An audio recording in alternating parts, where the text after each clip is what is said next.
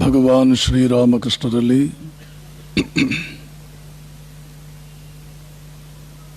ಮಹಾಮಾತೆ ಶಾರದಾದೇವಿಯವರಲ್ಲಿ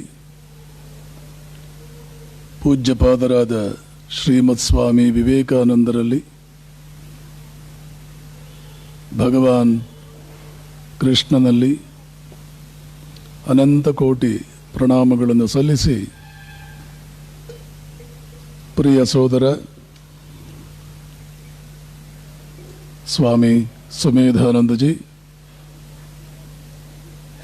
ವೇದಿಕೆ ಮೇಲೆ ಆಸೀನರಾಗಿರ್ತಕ್ಕಂಥ ಎಲ್ಲ ಗೌರವಾನ್ವಿತ ಆಧ್ಯಾತ್ಮಿಕ ಬಂಧುಗಳೇ, ಆಸೀನರಾಗಿರ್ತಕ್ಕಂಥ ಆಸ್ತಿಕ ಮಿತ್ರರೇ,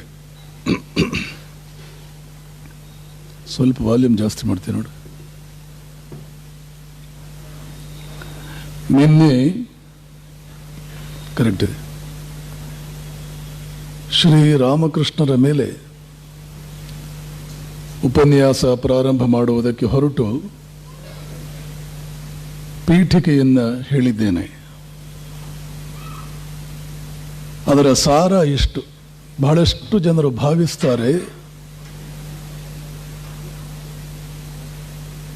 ರಾಮಕೃಷ್ಣರು ನಮಗೆಷ್ಟು ಪ್ರಸ್ತುತ, ನಮಗೆ ಯಾಕೆ ಬೇಕು ಅವರ ಜೀವನದ ವಿವರಗಳು.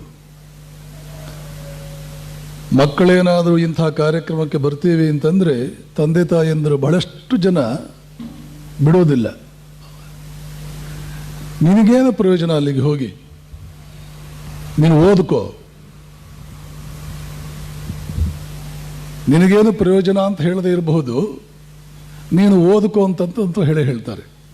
ನೀನು ಓದ್ಕೋ, ಅದರ ಅರ್ಥ ಅದೇ, ಓದುಗಿಂತಲೂ ಮುಖ್ಯವಾದ್ದೇನಲ್ಲ ಅಲ್ಲಿಗೆ ನೀನು ಹೋಗಬೇಕಾದ್ದು, ನಿನ್ನ ಓದಿಗಿಂತಲೂ ಮುಖ್ಯವಾದ್ದೇನೂ ಅಲ್ಲ ಅಂತ ಅರ್ಥ. ಅದು ತಂದೆ ತಾಯಿಯಂದರು ಹಾಗೆ ಹೇಳುವುದು ಸಹಜ. ಕಾರಣ ಇಷ್ಟೇ,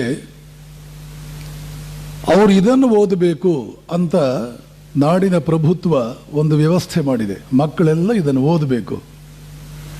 ಅದನ್ನು ಓದಿದರೆ ಅದನ್ನು ಎಷ್ಟು ಮಾತ್ರ ಓದಿದ್ದಾರೆ ಅವರು ಅನ್ನೋದರ ಮೇಲೆ ಅವರೆಷ್ಟು ಬುದ್ಧಿವಂತರು ಅಂತ ನಿರ್ಧರಿಸುವ ಪ್ರಯತ್ನ ಮಾಡ್ತಾ ಇದೆ ನಾಡಿನ ಪ್ರಭುತ್ವ. ಈ ವಿಷಯಗಳನ್ನು ಎಷ್ಟು ತಿಳ್ಕೊಂಡಿದ್ದಾರೆ ಅನ್ನೋದರ ಮೇಲೆ ಈ ಹುಡುಗ ಬುದ್ಧಿವಂತ, ಈ ಹುಡುಗಿ ಬುದ್ಧಿವಂತೆ, ಇವಳಿಗೆ ಒಂದು ಉದ್ಯೋಗ ಕೊಡೋಣ, ಇವನಿಗೆ ಒಂದು ಉದ್ಯೋಗ ಕೊಡೋಣ. ಯಾಕೆ ಉದ್ಯೋಗ ಕೊಡಬೇಕು? ಬುದ್ಧಿವಂತರು ಅವರು. ಅದು ಹೇಗೆ ಅವರು ಬುದ್ಧಿವಂತರು? ಇಷ್ಟು ವಿಷಯಗಳನ್ನು, ಈ ಪುಸ್ತಕಗಳಲ್ಲಿರ್ತಕ್ಕಂಥ ವಿಷಯಗಳನ್ನು ಅವರು ತಿಳ್ಕೊಂಡಿದ್ದಾರೆ. ಹೀಗಾಗಿ ತಾಯಿ ತಂದೆಯರು, ಸಮಾಜದ ಹಿರಿಯರು, ಸ್ವಯಂ ಮಕ್ಕಳು ಎಷ್ಟೋ ಸಂದರ್ಭಗಳಲ್ಲಿ ನಾನು ಓದ್ಕೋಬೇಕಾಗಿದೆ, ಇದನ್ನೆಲ್ಲ ನಾನು ಯಾಕೆ ತಿಳ್ಕೋಬೇಕಾಗಿದೆ, ಮುಂದೆ ನೋಡ್ಕೊಳ್ಳೋಣ, ಓದ್ಕೊಳ್ಬೇಕಾಗಿದೆ ಅನ್ನುವ ಭಾವನೆಗೆ ಬರ್ತಾರೆ. ಈ ನಾಡು ಬಹಳ ಒಳ್ಳೆಯ ರೀತಿಯಲ್ಲಿ ಕಟ್ಟಬಹುದಾಗಿತ್ತು. ಸ್ವಾತಂತ್ರ್ಯ ಬಂದ ಮೇಲೆ ಪ್ರಜ್ಞಾವಂತರ ಕೈನಲ್ಲಿ ಏನಾದರೂ ಆಡಳಿತ ಇದ್ದಿದ್ದರೆ ಈ ನಾಡಿನ ಭವಿಷ್ಯ, ಈ ನಾಡಿನ ರೂಪ ಈ ವೇಳೆಗೆ ಬೇರೆ ಆಗ್ತಿತ್ತು. 1000 ವರ್ಷಗಳ ಕಾಲ ಸಿಕ್ಕಿದವರು ಈ ದೇಶವನ್ನು ಆಳಿದರು. ಅಥವಾ ಹೀಗೂ ಹೇಳಬಹುದು, ಸಿಕ್ಕಿದವರ ಕೈಯಲ್ಲಿ ನಾವು ಆಳಿಸಿಕೊಳ್ಳುವಷ್ಟು ದಡ್ಡರಿದ್ವಿ, ಬುದ್ಧಿಹೀನರಾಗಿದ್ವಿ. ಅವರಾರು ಯಾವುದರಲ್ಲೂ ನಮಗಿಂತಲೂ ಮೇಲ್ಮಟ್ಟದ ಜನ ಆಗಿರಲಿಲ್ಲ. ಆದರೂ ನಾವು ಅವರುಗಳ ಕೈಯಲ್ಲಿ ಆಳಿಸಿಕೊಂಡ್ವಿ. ಕಾರಣ ಇಷ್ಟೇ, ಮತ್ತೊಬ್ಬರ ಕೈಯಲ್ಲಿ ಆಳಿಸಿಕೊಳ್ಳಬಾರದು ಅನ್ನೋದಕ್ಕೆ ಏನು ಬೇಕೋ ಅದು ಇರಲಿಲ್ಲ ನಮ್ಮಲ್ಲಿ. ಬೇರೆಲ್ಲದರಲ್ಲೂ ಆಳಿದವರಿಗಿಂತಲೂ 1000 ಪಟ್ಟು ಬುದ್ಧಿವಂತರು, ಆಳಿದವರಿಗಿಂತಲೂ 1000 ಪಟ್ಟು ಸುಸಂಸ್ಕೃತವಂತರು, ಆಳಿದವರಿಗಿಂತಲೂ ಜೀವನದ ಯಾವ ರಂಗದಲ್ಲೂ 10 ಪಟ್ಟು ಮುಂದೆ ಇದ್ದವರು. ಆದರೆ ಯುದ್ಧವನ್ನು ಗೆಲ್ಲುವುದು ಮಾತ್ರ ನಮಗೆ ಗೊತ್ತಿರಲಿಲ್ಲ. ಯುದ್ಧ ಗೆಲ್ಲುವುದು ಹೇಗೆ ಅದು ಗೊತ್ತಿರಲಿಲ್ಲ. ಗೊತ್ತಿದ್ರೂ ಅದನ್ನು ಅನುಷ್ಠಾನಕ್ಕೆ ತರುವಷ್ಟು ವಿವೇಕವಿರಲಿಲ್ಲ. ಇವತ್ತು ನಮ್ಮಲ್ಲಿ ಎಷ್ಟೋ ವಿಷಯಗಳು ಗೊತ್ತಿದೆ, ಆದರೂ ನಾವು ಒದ್ದಾಡ್ತಾ ಇರ್ತೀವಿ. ಕಾರಣ ಇಷ್ಟೇ, ಗೊತ್ತಿರುವ ವಿಷಯ ಅನುಷ್ಠಾನಕ್ಕೆ ಬಂದಿರೋದಿಲ್ಲ. ಯಾವುದು ಅನುಷ್ಠಾನಕ್ಕೆ ನಾವು ತರುವುದಿಲ್ಲ ಅದು ಗೊತ್ತಾಗಲಿಲ್ಲ ಅಂದರೆ ಯಾವ ನಷ್ಟವೂ ಇಲ್ಲ. ಆದ್ದರಿಂದಲೇ ಇವತ್ತಿನ ಶಿಕ್ಷಣ ಪದ್ಧತಿ ನಿರುಪಯೋಗಿ. ಏಕೆಂದರೆ ಅದರಲ್ಲಿರೋದನ್ನು ಯಾವುದನ್ನು ಅನುಷ್ಠಾನಕ್ಕೆ ತರಬೇಕಾದ ಅವಶ್ಯಕತೆ ಬರಲ್ಲ. ಯಾವುದನ್ನು ನಾವು ಅನುಷ್ಠಾನಕ್ಕೆ ತರುವುದಿಲ್ಲ ಅದು ಗೊತ್ತಿದ್ರೂ ಪ್ರಯೋಜನವಿಲ್ಲ ಅಂತ ಅರ್ಥ.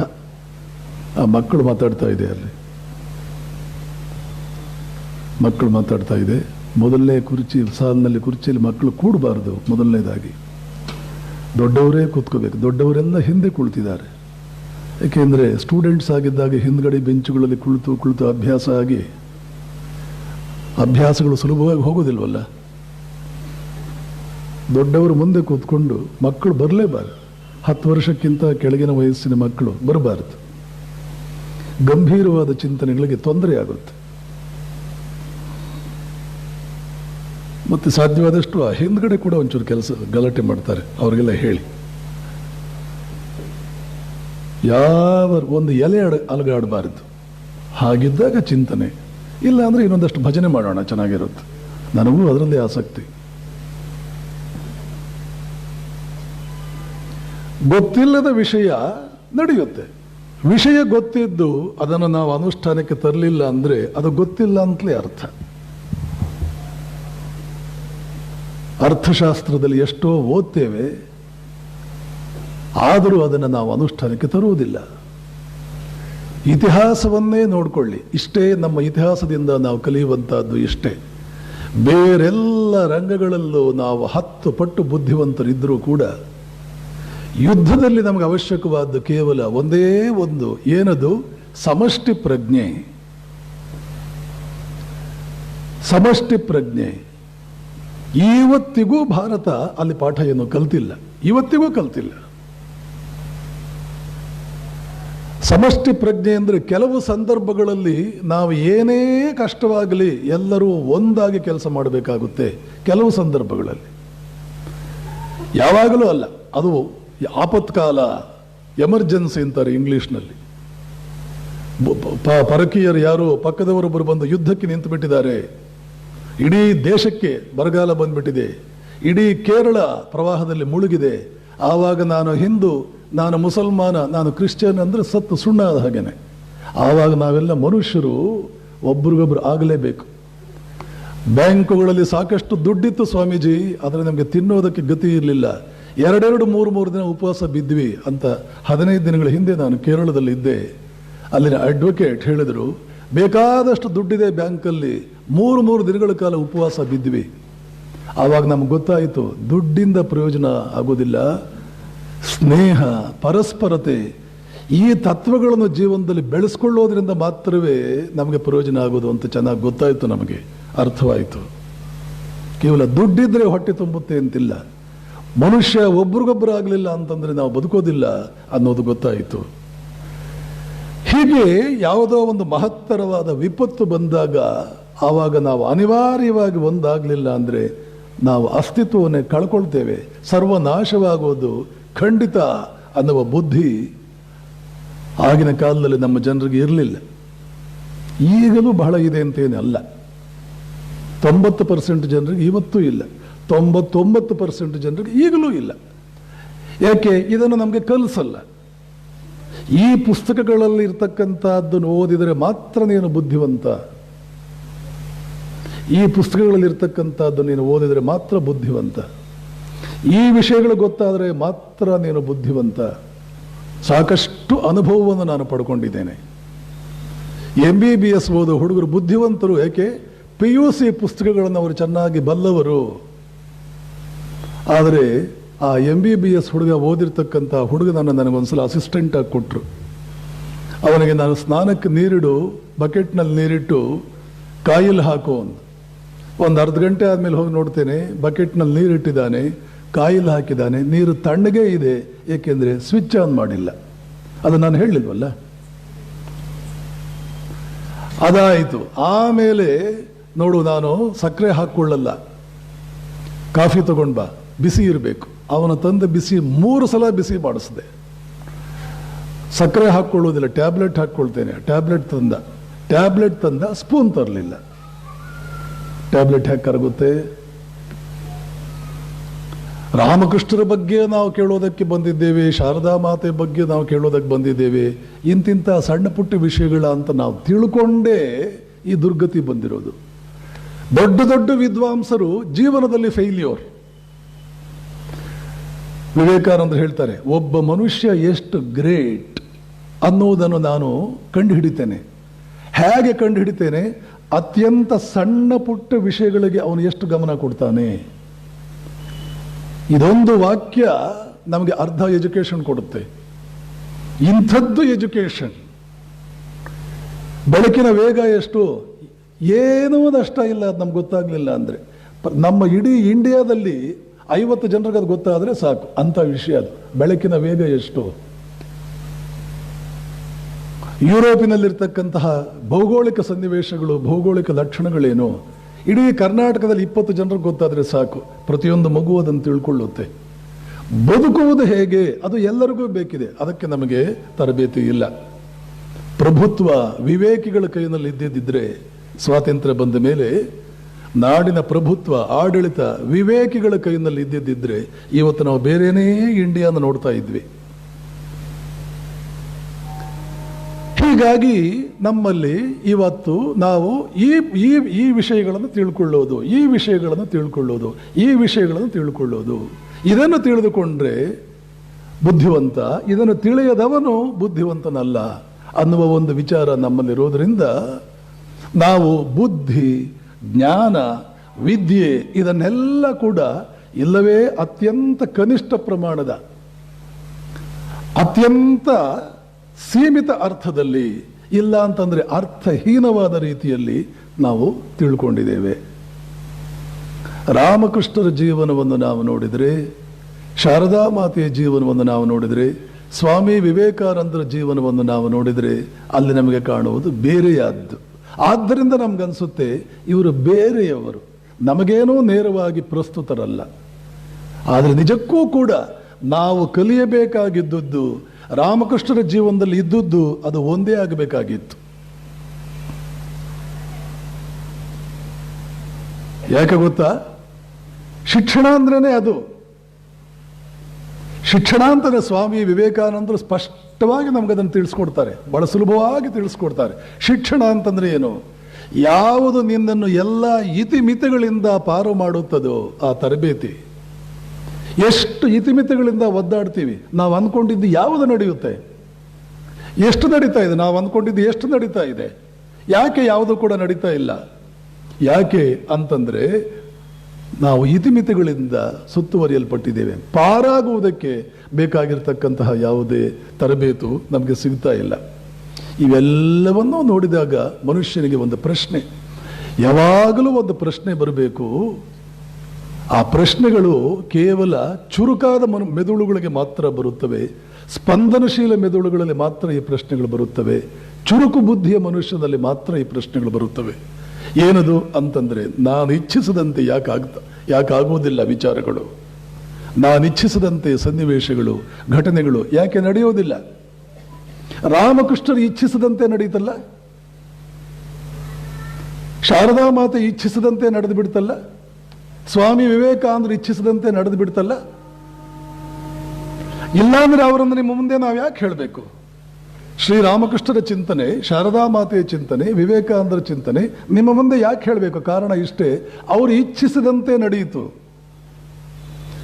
ಹಳ್ಳಿಯಲ್ಲಿ ಹುಟ್ಟಿ ಸಾಮಾನ್ಯ ಹುಡುಗಿಯಂತೆ ಬೆಳೆದು ಯಾವುದೇ ರೀತಿಯ ಇವತ್ತಿನ ಅರ್ಥದಲ್ಲಿ ಶಿಕ್ಷಣವನ್ನು ಪಡೆದುಕೊಳ್ಳದೆ, ವಿದ್ಯೆಯನ್ನು ಪಡೆದುಕೊಳ್ಳದೆ ಇದ್ದಂಥ ಶಾರದಾ ಮಾತೆ ಇಚ್ಛಿಸದಂತೆ ನಡೆದು ಬಿಡ್ತಲ್ಲ.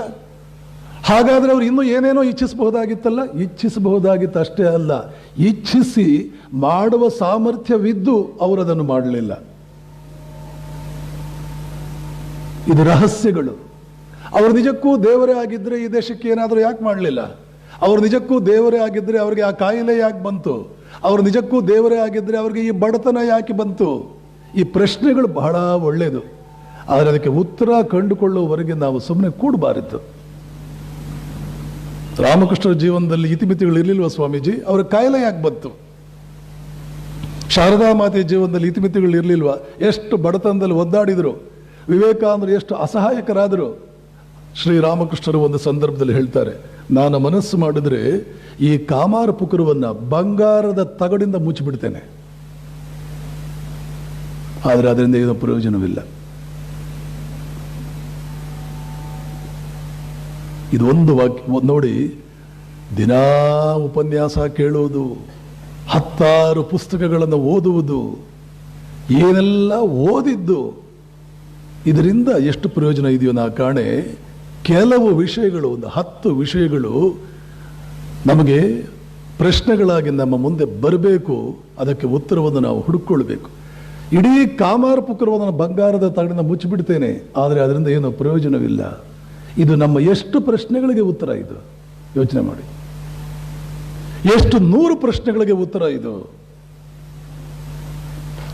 ಯಾಕೆ ಹಾಗಾದರೆ? ಎಷ್ಟು ಬಡತನ ಸ್ವಾಮೀಜಿ, ದೇವರಿದ್ದಾನ?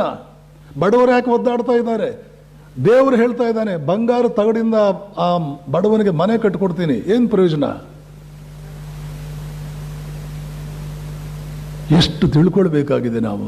ರಾಮಕೃಷ್ಣರೇ ಬಂದು ನೇರವಾದ ಮಾತುಗಳಲ್ಲಿ ಇದನ್ನು ಮಾತನಾಡಿದರೂ ಕೂಡ ನಾವು ಇನ್ನೂ ಕೂಡ ಎಷ್ಟೊಂದು ತಿಳ್ಕೊಳ್ಬೇಕಾಗಿದೆ. ಸೂಕ್ಷ್ಮವಾದ ಮನಸ್ಸು ಇದನ್ನೆಲ್ಲ ಕುರಿತು ಯೋಚನೆ ಮಾಡುತ್ತೆ. ನಿನ್ನೆ ಶ್ರೀರಾಮಕೃಷ್ಣರ ಬಗ್ಗೆ ಮಾತಾಡ್ತಾ ಇದ್ದಾಗ ರಾಮಕೃಷ್ಣರ ಪ್ರಸ್ತುತತೆ ಎಷ್ಟರ ಮಟ್ಟಿಗೆ, ರಾಮಕೃಷ್ಣರ ಪ್ರಸ್ತುತತೆ ಎಷ್ಟರ ಮಟ್ಟಿಗೆ. ಕೆಲವು ಮನುಷ್ಯರು ಇರ್ತಾರೆ, ಅವರಿಗೆ ಸಣ್ಣ ಪುಟ್ಟ ರೀತಿಯಲ್ಲಿ ಬದುಕುವುದಕ್ಕೆ ಸಾಧ್ಯವಿಲ್ಲ, ಆದ್ದರಿಂದ ಅವರು ನಮಗೆ ಅಪ್ರಸ್ತುತ ಅಂತ ಅನ್ನಿಸ್ತಾರೆ. ಆದರೆ ಅವರಿಂದ 10ನೇ ಹಂತ, 10ನೇ ಮೆಟ್ಟಿಲು ಕೆಳಗಡೆ ಇಳಿದು ಬಂದ ಮನುಷ್ಯ ನಮಗೆ ಪ್ರಸ್ತುತ ಅಂತ ಅನ್ನಿಸ್ತಾನೆ. ನೆನ್ನೆ ಇಡೀ ಉಪನ್ಯಾಸದ ಸಾರ ಸ್ವಲ್ಪ ಹೆಚ್ಚು ಕಡಿಮೆ ಇದ್ದೇನೆ. ಈ ಅವರಿಂದ 10ನೇ ಮೆಟ್ಟಿಲು ಕೆಳಗಡೆ ಇರ್ತಕ್ಕಂಥ ಮನುಷ್ಯ ಪ್ರಸ್ತುತನಾದರೆ ಅವನ್ಯಾಕೆ ಪ್ರಸ್ತುತನಾಗುವುದಿಲ್ಲ? ಅವನು ನಿಜಕ್ಕೂ ಮಹಾಪ್ರಸ್ತುತ. ಈ 10ನೇ ಮೆಟ್ಟಿಲು ಕೆಳಗಡೆ ಇರ್ತಕ್ಕಂಥ ಮನುಷ್ಯ ಈ ಮಟ್ಟಕ್ಕೆ ಪ್ರಸ್ತುತ. ಒಂದು ಮಟ್ಟಕ್ಕೆ ನಾನು ಮೇಲೆ ಹೋಗೋಣ ಅಂತಂದ್ರೆ ಇವನು ಅಪ್ರಸ್ತುತ. ಅವನು ಕೂಡ ಇನ್ನೊಂದು ಮೆಟ್ಟಿಲು ಮೇಲಕ್ಕೆ ಹೋಗೋಣ ಅಂದ್ರೆ ಅವನು ಅಪ್ರಸ್ತುತ. ಆದರೆ ಅವರು ಮೇಲ್ಗಡೆ ಇರೋರು ಯಾವ ಕಾಲಕ್ಕೂ ಪ್ರಸ್ತುತ, ಸಾರ್ವಕಾಲಿಕ ಪ್ರಸ್ತುತ. ಹಾಗೆಯೇ ನಮ್ಮ ಶಿಕ್ಷಣದಲ್ಲೂ ಸಾರ್ವಕಾಲಿಕ ಪ್ರಸ್ತುತವಾಗುವಂತಹ ಎಷ್ಟೋ ವಿಚಾರಗಳು ಇವೆ, ಅದನ್ನು ನಾವು ಪಕ್ಕಕ್ಕೆ ಇಟ್ಟಿದ್ದೇವೆ. ಸಾರ್ವಕಾಲಕ್ಕೂ ಸಾರ್ವಜನಿಕ ಪ್ರಸ್ತುತತೆ, ಸಾರ್ವಕಾಲಿಕ ಪ್ರಸ್ತುತತೆ, ಎಲ್ಲರಿಗೂ ಕೂಡ ಪ್ರಸ್ತುತ, ಎಲ್ಲ ಕಾಲಕ್ಕೂ ಪ್ರಸ್ತುತವಾದ ವಿಷಯಗಳನ್ನು ಪಕ್ಕಕ್ಕಿಟ್ಟು ಕೆಲವು ಸಂದರ್ಭಕ್ಕೆ ಮಾತ್ರ ಪ್ರಸ್ತುತವಾದ, ಕೆಲವು ಜಾಗಗಳಲ್ಲಿ, ಕೆಲವು ಸಂದರ್ಭಗಳಲ್ಲಿ, ಕೆಲವಷ್ಟೇ ದಿನಗಳಿಗೆ ಮಾತ್ರ ಪ್ರಸ್ತುತವಾದ ವಿಷಯಗಳನ್ನು ನಾವು ತಿಳ್ಕೊಂಡಿರುವುದರಿಂದ ರಾಮಕೃಷ್ಣರು, ಶಾರದಾ ಮಾತೆ, ಸ್ವಾಮಿ ವಿವೇಕಾನಂದರ ಪ್ರಸ್ತುತತೆ ನಮಗೆ ನೇರವಾಗಿ ಕಂಡುಬರುವುದಿಲ್ಲ. ಆದ್ದರಿಂದ ವಿವರಿಸಿ ಬಿಡಿಸಿ ನಾವು ಅದನ್ನು ಹೇಳ್ತಾ ಕೂತ್ಕೋಬೇಕು. ಶಾರದಾ ಮಾತೆಯರ ಜೀವನವನ್ನು ಇವತ್ತು ನಾನು ನೋಡಬೇಕು. ಶಾರದಾ ಮಾತೆಯವರು ಬಂದಿದ್ದು ಸ್ತ್ರೀಯರಿಗೆ ಒಂದು ಆದರ್ಶವಾಗುವುದಕ್ಕೆ. ಸ್ತ್ರೀಯರಿಗೆ ಆದರ್ಶ ಮತ್ತೊಮ್ಮೆ ಇಲ್ಲಿ ಪ್ರಶ್ನೆ ಬರುತ್ತದೆ, ಸಾರ್ವಜನಿಕವಾಗಿ ಸಾರ್ವಕಾಲಿಕವಾಗಿ ಸ್ತ್ರೀಯರಿಗೆ ಪ್ರಸ್ತುತವಾಗುವುದಕ್ಕೆ. ಭಾರತ ದೇಶದ ದೊಡ್ಡ ದುರಂತ ಇದು. ನಾನು ಇದನ್ನು ಹಲವಾರು ಸಂದರ್ಭಗಳಲ್ಲಿ ಹೇಳಿದೆ. ದೊಡ್ಡ ಇಂಜಿನಿಯರನ್ನು ನಿರ್ಮಾಣ ಮಾಡದೆ ಅದಕ್ಕಿಂತಲೂ ಮುಖ್ಯವಾದ್ದನ್ನು ನೀನು ಬಿಟ್ಟೆ ಅವನಲ್ಲಿ. ದೊಡ್ಡ ವೈದ್ಯನನ್ನು ನಿರ್ಮಾಣ ಮಾಡದೆ ಅದಕ್ಕಿಂತಲೂ ಮುಖ್ಯವಾದ್ದನ್ನು ಬಿಟ್ಟೆ. ದೊಡ್ಡ ಅಧಿಕಾರಿಯನ್ನು ನಿರ್ಮಾಣ ಮಾಡದೆ ಅದಕ್ಕಿಂತಲೂ ಮುಖ್ಯವಾದ್ದನ್ನು ಬಿಟ್ಟೆ. 10 ಝೀರೋಗಳನ್ನು ನೀನು ನಿರ್ಮಾಣ ಮಾಡಿದೆ. ಓ ಶಿಕ್ಷಣ ವ್ಯವಸ್ಥೆಯೇ, 10 ಝೀರೋಗಳನ್ನು ನೀನು ನಿರ್ಮಾಣ ಮಾಡಿದೆ. ಝೀರೋಗಳಿಗೆ ಬೆಲೆ ಇಲ್ಲ ಅಂತ ನಾನು ಹೇಳ್ತಾ ಇಲ್ಲ, 0ಗೆ ಬೆಲೆ ಇಲ್ಲ ಅಂತ ನಾನು ಹೇಳ್ತಾ ಇಲ್ಲ. ಸ್ವಯಂ ರಾಮಕೃಷ್ಣರೇ ಹೇಳ್ತಾರೆ, ಅದಕ್ಕೆ ಬೆಲೆ ಹಾಗೇ ಇದ್ದರೆ ಬೆಲೆ ಇಲ್ಲ. ಒಂದು ಸಂಖ್ಯೆಯ ಪಕ್ಕದಲ್ಲಿ ಕುಳಿತರೆ ಬೇಕಾದಷ್ಟು ಬೆಲೆ. ಒಂದು ಸಂಖ್ಯೆ ಯಾವುದದು ಸಾರ್ವಜನಿಕವಾಗಿ ಸಾರ್ವಕಾಲಿಕವಾಗಿ ಯಾವುದು ಪ್ರಸ್ತುತವಾಗುತ್ತದೋ ಅದು ಸಂಖ್ಯೆ. ಆದ್ದರಿಂದ ನೋಡಿ, ಅವತಾರ ಪುರುಷ ರಾಮಕೃಷ್ಣರನ್ನು ಬಿಡಿ, ಶಾರದಾ ಮಾತೆಯನ್ನು ಬಿಡಿ, ಶ್ರೀರಾಮ ಬಂದಾಗ ಅವನು ಜನರಿಗೆ ಏನಾದರೂ ಹೇಳ್ಕೊಟ್ಟಿದ್ರೆ ಏನದು? ಕೃಷ್ಣ ಬಂದಾಗ ಹೇಳ್ಕೊಟ್ಟಿದ್ದೇನು? ಬುದ್ಧ ಬಂದಾಗ ಹೇಳ್ಕೊಟ್ಟಿದ್ದೇನು? ಕ್ರಿಸ್ತ ಬಂದಾಗ ಹೇಳಿಕೊಟ್ಟಿದ್ದೇನು? ದಿವ್ಯತ್ರಿಯರು ರಾಮಕೃಷ್ಣರು, ಶಾರದಾ ಮಾತೆ, ಸ್ವಾಮಿ ವಿವೇಕಾನಂದರು ಬಂದಾಗ ಹೇಳಿಕೊಟ್ಟಿದ್ದೇನು? ಅವರು ಇದನ್ನೇ ಯಾಕೆ ಹೇಳಿಕೊಟ್ರು? ಇವರೆಲ್ಲರೂ ಕೂಡ ಹೇಳಿಕೊಟ್ಟಿದ್ದು ಯಾವುದು? ಅದನ್ನು 2 ಅಕ್ಷರದ ಒಂದು ಪದದಲ್ಲಿ ನಾವು ಹೇಳ್ತೇವೆ, ಧರ್ಮ. ಸ್ವಯಂ ಪರಮಾತ್ಮನೇ ಯಾವುದೋ ಒಂದಕ್ಕೆ ಚ್ಯುತಿ ಬಂದ್ರೆ ನಾನು ಬರ್ತೇನೆ ಅಂತಂದ. ಯಾವುದಕ್ಕೆ ಚ್ಯುತಿ ಬಂದ್ರೆ ಧರ್ಮ. ಏನಿದೆ ಅಷ್ಟು? ಆ ಧರ್ಮದಲ್ಲಿ ಏನಿದೆ ಅಷ್ಟು? ಪ್ರಶ್ನೆಗಳ ಮೇಲೆ ಪ್ರಶ್ನೆಗಳು ಬರಬಹುದಾದಂತಹ ರೀತಿಯಲ್ಲಿದೆ ಇಲ್ಲಿ ಸನ್ನಿವೇಶಗಳು. ಪ್ರಶ್ನೆ ಕೇಳುವುದು ತಪ್ಪಲ್ಲ, ಪ್ರಶ್ನೆಗಳನ್ನು ಕೇಳದಿರುವುದು ತಪ್ಪು. 2-3 ಕೇಳಿ ಸುಮ್ಮನೆ ಆಗಿದ್ದು ತಪ್ಪು. ಏನಿದೆ ಆ ಧರ್ಮ ಅನ್ನುವಂಥದ್ರಲ್ಲಿ ಯಾರಿಗೆ ಬೇಕಿದೆ? ನಮ್ಮ ಸಂವಿಧಾನವಂತೂ ಹೇಳೇ ಬಿಟ್ಟಿದೆ, ಈ ಧರ್ಮದ ಗೊಡವೆಯೇ ನಮಗೆ ಬೇಡ, ದೂರ ಇಟ್ಬಿಡ್ರಿ ಅದನ್ನ. ಆದರೆ ಪರಮಾತ್ಮ ಹೇಳ್ತಾನೆ, ಯಾವುದಕ್ಕೆ ಚ್ಯುತಿ ಬಂದರೂ ನಾನು ತಲೆ ಕೆಡಿಸ್ಕೊಳ್ಳೋದಿಲ್ಲ, ಧರ್ಮಕ್ಕೆ ಚ್ಯುತಿ ಬಂದರೆ ನಾನು ಸುಮ್ಮನೆ ಕೊಡೋದಿಲ್ಲ. ಯಾವುದಕ್ಕೆ ನಾನು ಪರಮಾತ್ಮ ತಲೆ ಕೆಡಿಸ್ಕೊಂಡಿದ್ದಾನೋ ಅದು ನಮಗೆ ಬೇಡವಂತೆ, ಅದು ನಾವು ಬೇಡ, ಪಕ್ಕಕ್ಕೆ ಇಟ್ಟಿದ್ದೇವೆ. ಇದಾ ಪ್ರಭುತ್ವ? ಹಾಗಾದ್ರೆ ಪರಮಾತ್ಮ ತಪ್ಪು ಮಾಡದ್ನ, ಪ್ರಭುತ್ವ ತಪ್ಪು ಮಾಡ್ತಾ? ಇಂಥ ಪ್ರಭುತ್ವಗಳ ನಮ್ಮದು? ಇವರ ನಮ್ಮನ್ನು ಆಳಬೇಕಾದವರು? ಆದ್ದರಿಂದ ಧರ್ಮ ಅಂತಂದ್ರೆ ನೆನಪಿಟ್ಕೋಬೇಕು, ರಾಮನೋ ಕೃಷ್ಣನೋ ಬುದ್ಧನೋ ದಿವ್ಯತ್ರಯರು ಯಾವುದರಲ್ಲಿ ಮನುಷ್ಯನನ್ನ ಸರಿಯಾದ ರೀತಿಯಲ್ಲಿ, ಯಾವ ಚೌಕಟ್ಟಿನಲ್ಲಿ ಏನನ್ನು ಕೊಡುವುದಕ್ಕೆ, ಯಾವುದಕ್ಕೆ ಧಕ್ಕೆ ಬಂದರೆ ನಾನು ಬರ್ತೀನಿ ಅಂತ ಹೇಳಿದರು ಅಂದರೆ, ಯಾವುದು ಸಾರ್ವಕಾಲಿಕವೋ ಯಾವುದು ಸಾರ್ವಜನಿಕವೋ ಅದಕ್ಕೆ ಧಕ್ಕೆ ಬಂದರೆ ನಾನು ಬರ್ತೇನೆ. ಕಾರಣ ಇಷ್ಟೇ, ಪ್ರತಿಯೊಂದೂ ಕೂಡ ಅದರ ಮಡಿಲಲ್ಲಿದೆ, ಅದರ ಗರ್ಭದಲ್ಲಿ ಹುದುಗಿದೆ. ವ್ಯಾಸ ಒಂದು ವಾರ್ನಿಂಗ್ ಕೊಟ್ಟ ಇಂಡಿಯಾ ದೇಶಕ್ಕೆ, ಇಂಡಿಯಾ ದೇಶದ ಮೂಲಕ ಇಡೀ ಮಾನವ ಜನಾಂಗಕ್ಕೆ. 2 ಕೈ ಎತ್ತಿ ಎತ್ತಿ ಕೂಗಿ ಕೂಗಿ ಹೇಳ್ತೀನಿ, ನನ್ನ ಕಡೆ ಗಮನ ಕೊಡಿ. ಹಾಗೇ ಬರುತ್ತೆ. ಊರ್ಧ್ವಬಾಹು ವಿರೋಮ್ಯೇಶ ನಚ ಕಶ್ಚಿತ್ ಶೃಣೋತ್ಮೆ. 2 ಕೈ ಎತ್ತಿ ಕೂಗಿ ಕೂಗಿ ನಾನು ಹೇಳ್ತಾ ಇದ್ದೀನಿ, ಒಬ್ಬರು ಗಮನ ಕೊಡ್ತಾ ಇಲ್ವಲ್ಲ. ಮತ್ತೆ ನಾವು ಜೀವನದಲ್ಲಿ ಸುಖವಾಗಿರಬೇಕು ಅಂದ್ರೆ ಹೇಗೆ ಸುಖವಾಗಿರ್ತೇವೆ? ಕಾಮಾರ ಪುಕರವನ ಬಂಗಾರ ತಗಡಿಂದ ಅವ್ರು ಯಾಕೆ ಮುಚ್ತಾರೆ? ಯಾಕೆ ಮುಚ್ತಾರೆ? ಮುಚ್ಚಿದ್ರೆ ಪ್ರಯೋಜನವೇನು? ಏನು ಪ್ರಯೋಜನ? ಊರ್ಧ್ವಬಾಹು ವಿರೋಮ್ಯೇಶ ನಚ ಕಶ್ಚಿತ್ ಶೃಣೋತುಮೆ. ಧರ್ಮಾದ್ ಅರ್ಥಶ್ಚ ಕಾಮಶ್ಚ ಸಕಿಮರ್ಥಂ ನ ಸೇವತೆ. ಧರ್ಮ ಅನ್ನುವಂಥದ್ದು ಒಂದಿದೆ, ಎಲ್ಲ ಅರ್ಥಗಳು ಎಲ್ಲ ಕಾಮಗಳು ಅದರಲ್ಲಿ ಅಡಗಿದೆ. 2 ಕೈಗಳು ಎತ್ತಿ ಕೂಗಿ ಕೂಗಿ ಹೇಳ್ತೇನೆ, ಯಾರೂ ಗಮನ ಕೊಡ್ತಾ ಇಲ್ಲ. ಧರ್ಮ ಅನ್ನುವಂಥದ್ದು ಒಂದಿದೆ. ಈಗ ಅರ್ಥವಾಗ್ತಾ ಇದೆ ನಿಮಗೆ. ಪ್ರಸ್ತುತತೆ ನಮಗೆ ಯಾವುದು? ಅರ್ಥ ಅಂದ್ರೆ ಏನು? ಆಸೆಗಳನ್ನು ತೀರಿಸಿಕೊಳ್ಳುವುದಕ್ಕೆ ಬೇಕಾದ ಸಾಮರ್ಥ್ಯ, ಅದೇ ಅರ್ಥ. ಕಾಮ ಅಂದ್ರೆ ಏನು? ಆಸೆಗಳನ್ನು ತೀರಿಸಿಕೊಳ್ಳುವ ಸಾಮರ್ಥ್ಯ ನಮಗೆ ಪ್ರಸ್ತುತ. ಒಂದಷ್ಟು ಆ ಸಾಮರ್ಥ್ಯ ಬಂದಿರುತ್ತೆ. ಆ ಸಾಮರ್ಥ್ಯ ಎಷ್ಟರ ಮಟ್ಟಿಗೆ ಬಂದಿರುತ್ತೆ ಅಂದರೆ, ಅದು ಬರಲಿಲ್ಲ ಅಂದರೂ ಕೂಡ ನಡೀತಿತ್ತೇನೋ.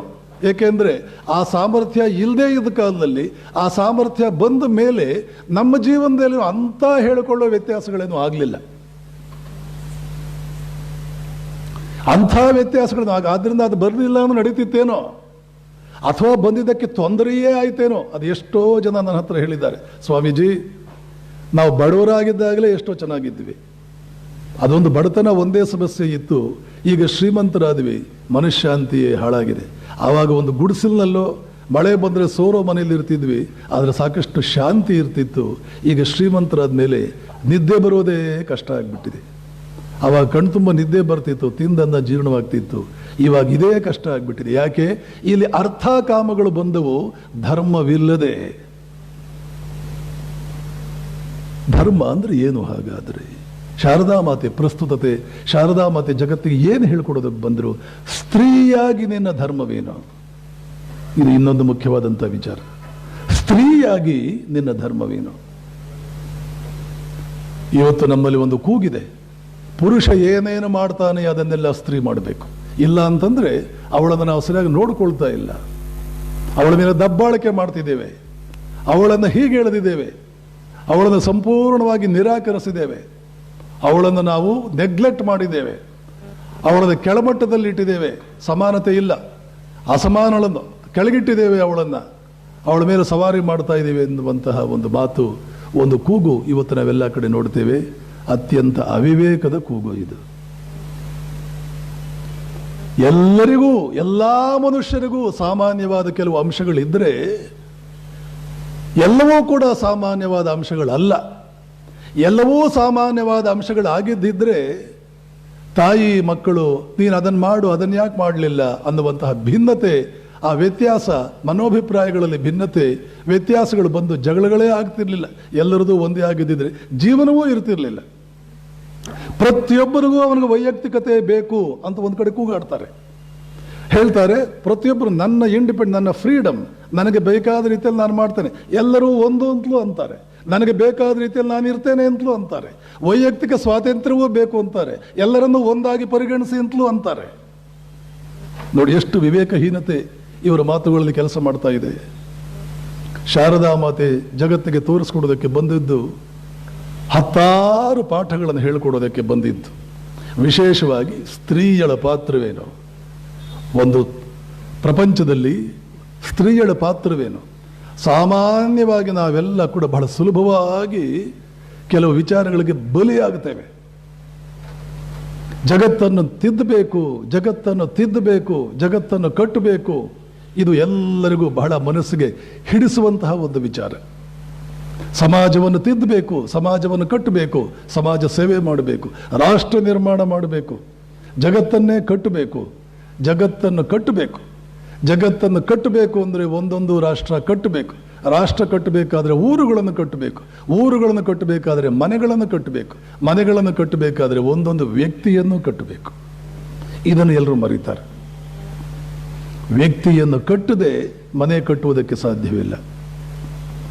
ಮನೆ ಕಟ್ಟದೆ ಊರನ್ನು ಕಟ್ಟುವುದಕ್ಕೆ ಸಾಧ್ಯವಿಲ್ಲ.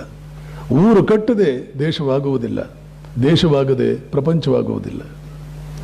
ಪ್ರಾರಂಭವಾಗಬೇಕಾದ್ದು ಮನೆಯನ್ನು ಕಟ್ಟಿಕೊಳ್ಳುವುದೇ ಹೇಗೆ? ಪ್ರಕೃತಿ ನಮಗೆ ಒಂದು ವ್ಯವಸ್ಥೆಯನ್ನ ತಿಳಿಸಿಕೊಟ್ಟಿದೆ. ನನ್ನ ವ್ಯವಸ್ಥೆ ಹೀಗಿದೆ ಅಂತ ಸೂಕ್ಷ್ಮವಾಗಿ ನಮ್ಮ ಕಿವಿಯಲ್ಲಿ ಅದು ಉಸುರುತ್ತಾ ಇದೆ. ನನ್ನ ವ್ಯವಸ್ಥೆ ಹೀಗಿದೆ. ಪುರುಷನಿಗೆ ಒಂದು ಶರೀರವನ್ನು ಕೊಟ್ಟಿದೆ, ಅದೇ ಶರೀರವನ್ನು ಸ್ತ್ರೀಯಳಿಗೆ ಕೊಟ್ಟಿಲ್ಲ. ಪುರುಷನಿಗೆ ಒಂದು ಮನಸ್ಸನ್ನು ಕೊಟ್ಟಿದೆ, ಸ್ತ್ರೀಯಳಿಗೆ ಅದೇ ಮನಸ್ಸನ್ನು ಕೊಟ್ಟಿಲ್ಲ. ಪುರುಷನಿಗೆ ಕೆಲವು ಆಸೆ ಆಕಾಂಕ್ಷೆಗಳನ್ನು ಕೊಟ್ಟಿದೆ, ಸ್ತ್ರೀಯಾದವಳಿಗೆ ಅದೇ ಆಸೆ ಆಕಾಂಕ್ಷೆಗಳನ್ನು ಕೊಟ್ಟಿಲ್ಲ. ಆದ್ದರಿಂದ ಪುರುಷನಂತೆ ನಾನಿರಬೇಕು ಅಂತ ಭಾವಿಸುವುದರಲ್ಲೇ ಅರ್ಥ ಇಲ್ಲ. ಅದೊಂದು ಅರ್ಥಹೀನವಾದಂಥ ಒಂದು ವಿಚಾರ. ಆದರೆ ಇವೆರಡೂ ಕೂಡ ಪರಸ್ಪರ ಪೂರಕವಾಗುವಂತೆ ಇಟ್ಟಿದ್ದಾಳೆ ಪ್ರಕೃತಿ. ಪೂರಕ ಅಂದ್ರೆ ಏನು? ಅದು ಇದು ಹೊಂದಿಕೊಂಡಾಗ ಬಹಳ ಅದ್ಭುತವಾಗಿರುತ್ತೆ, ಅಚ್ಚುಕಟ್ಟಾಗಿರುತ್ತೆ. ಒಂದಕ್ಕೊಂದು ಸೇರಿದಾಗ, ಇದರ ಜೊತೆ ಅದು, ಅದರ ಜೊತೆ ಇದು ಸೇರಿಕೊಂಡಾಗ ಏನೋ ಒಂದು ಘನತರವಾದ ರೀತಿಯಲ್ಲಿ ಅದು ಕಾಣುತ್ತದೆ. ಪೂರಕತೆ ಇದೆ, ಸ್ತ್ರೀ ಪುರುಷರಲ್ಲಿ ಪೂರಕತೆ ಇದೆ, ಸಮಾನತೆ ಇಲ್ಲ, ಇರಬಾರದು. ಅಷ್ಟೇಕೆ ಪುರುಷ ವರ್ಗದಲ್ಲೇ ಪೂರಕತೆ ಇದೆ, ಸಮಾನತೆ ಇಲ್ಲ. ಆದ್ದರಿಂದಲೇ ಒಂದು ಕಚೇರಿಯಲ್ಲಿ ಯಜಮಾನ ಒಬ್ಬ ಯಜಮಾನ ಏನು ಮಾಡಲಾರ, ಅವನ ಕೆಳಗಡೆ ಒಂದು 4 ಜನ ಅವನ ಸಹಾಯಕರು ಬೇಕು. ಅವರು ಏನು ಮಾಡಲಾರರು, ಆ 4 ಜನರ ಕೆಳಗಡೆ ಒಂದು 40 ಜನ ಬೇಕು. ಆ 40, ಆ 4, ಆ ಒಬ್ಬ, ಇಷ್ಟು ಜನ ಸೇರಿ ಪರಸ್ಪರ ಪೂರಕವಾದುದರಿಂದ ಅಲ್ಲಿಂದ ಏನು ಪ್ರತಿನಿತ್ಯ ಒಂಚೂರು ಕೆಲಸ ನಡೀತಾ ಇದೆ. ಅಲ್ಲಿ ಯಾರೂ ಸಮಾನರಲ್ಲ. ಸಮಾನರಾದರೆ ಆ ಕಚೇರಿ ನಡೆಯುವುದಿಲ್ಲ. ಎಲ್ಲರೂ ಮೇಲ್ಮಟ್ಟದಲ್ಲಿ ಕುಳಿತುಕೊಳ್ಳುವ ಜನ ಇದ್ರೆ ಅದು ನಡೆಯಲಾರದು. ಎಲ್ಲರೂ ಕೆಳಗಿನವರೇ ಆದರೆ ಅದು ನಡೆಯಲಾರದು. ಇಡೀ ಪ್ರಕೃತಿಯಲ್ಲಿ ಸಮಾನತೆ ಇಲ್ಲ, ಇರಬಾರದು, ಇರಬೇಕಾದ ಅವಶ್ಯಕತೆ ಇಲ್ಲ. ಯಾಕಿರಬಾರದು? ಇಲ್ಲ. ಯಾಕೆ ಇರಬೇಕಾದ ಅವಶ್ಯಕತೆ ಇಲ್ಲ. ಇದ್ರೆ ನಡೆಯಲ್ಲ. ಇದ್ದರೆ ಅದು ಸಂಪೂರ್ಣವಾಗಿ ವಿಧ್ವಂಸಕ. ಅದು ರಚನಾತ್ಮಕ ಅಲ್ಲ, ಡಿಸ್ಟ್ರಕ್ಟಿವ್, ಅದು ವಿಧ್ವಂಸಕ. ಮೊಟ್ಟ ಮೊದಲು ಈ ಕೂಗಾಡುವ ಜನ ಇದನ್ನು ಅರ್ಥ ಮಾಡಿಕೊಳ್ಳಬೇಕು. ಪ್ರಕೃತಿಯಲ್ಲಿ 100 ಅಂಶಗಳು, ವರ್ಣಾಶ್ರಮ ನಿಂತಿರೋದು ಅದರ ಮೇಲೆ.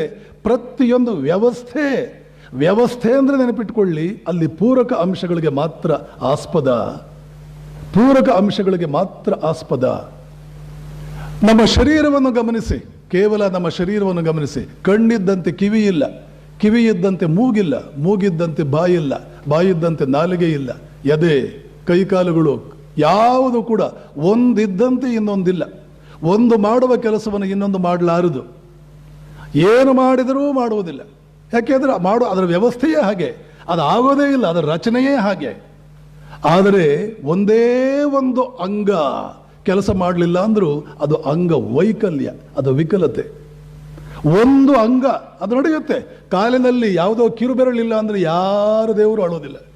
ಕಿರುಬೆರಳಿಲ್ಲ ಕಾಲಿನಲ್ಲಿ ಅಂತಂದರೆ ಏನೂ ನಷ್ಟವಿಲ್ಲ. ಆದರೂ ನಾವು ಅವನನ್ನು ಕರಿತೀವಿ ಇವನು ಅಂಗವೈಕಲ್ಯ, ಇವನು ಅಂಗವಿಕಲ, ವಿಕಲಾಂಗ.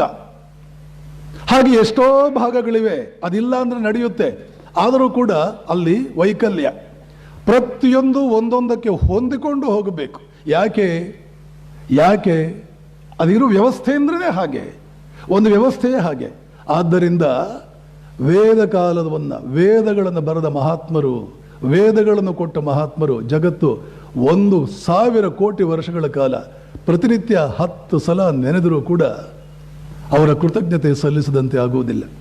ವೇದಗಳ ಜ್ಞಾನ, ವೇದಗಳ ಪರಿಚಯ ಯಾವಾಗ ನಮಗೆ ತಪ್ಪಿ ಹೋಯಿತು, ಈ ಅವಘಡಗಳೆಲ್ಲ ಬರುವುದಕ್ಕೆ ಪ್ರಾರಂಭವಾಯಿತು.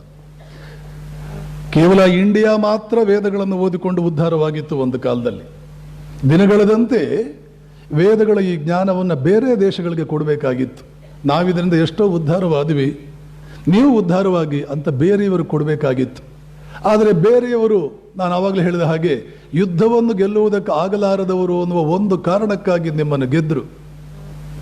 ಮತ್ತು ಅವರು ನಿಮ್ಮನ್ನು ಸಂಪೂರ್ಣವಾಗಿ ನಿಮ್ಮನ್ನು ಗೆದ್ದುಕೊಂಡೇ ಆಳ್ಕೊಂಡೇ ಇರಬೇಕು ನಿಮ್ಮನ್ನ ಅಂತ ಯೋಚನೆ ಮಾಡಿ 10 ರೀತಿಯಲ್ಲಿ ನಿಮಗೆ ಹಾನಿಗಳನ್ನು ಮಾಡ್ತಾ ಬಂದರು.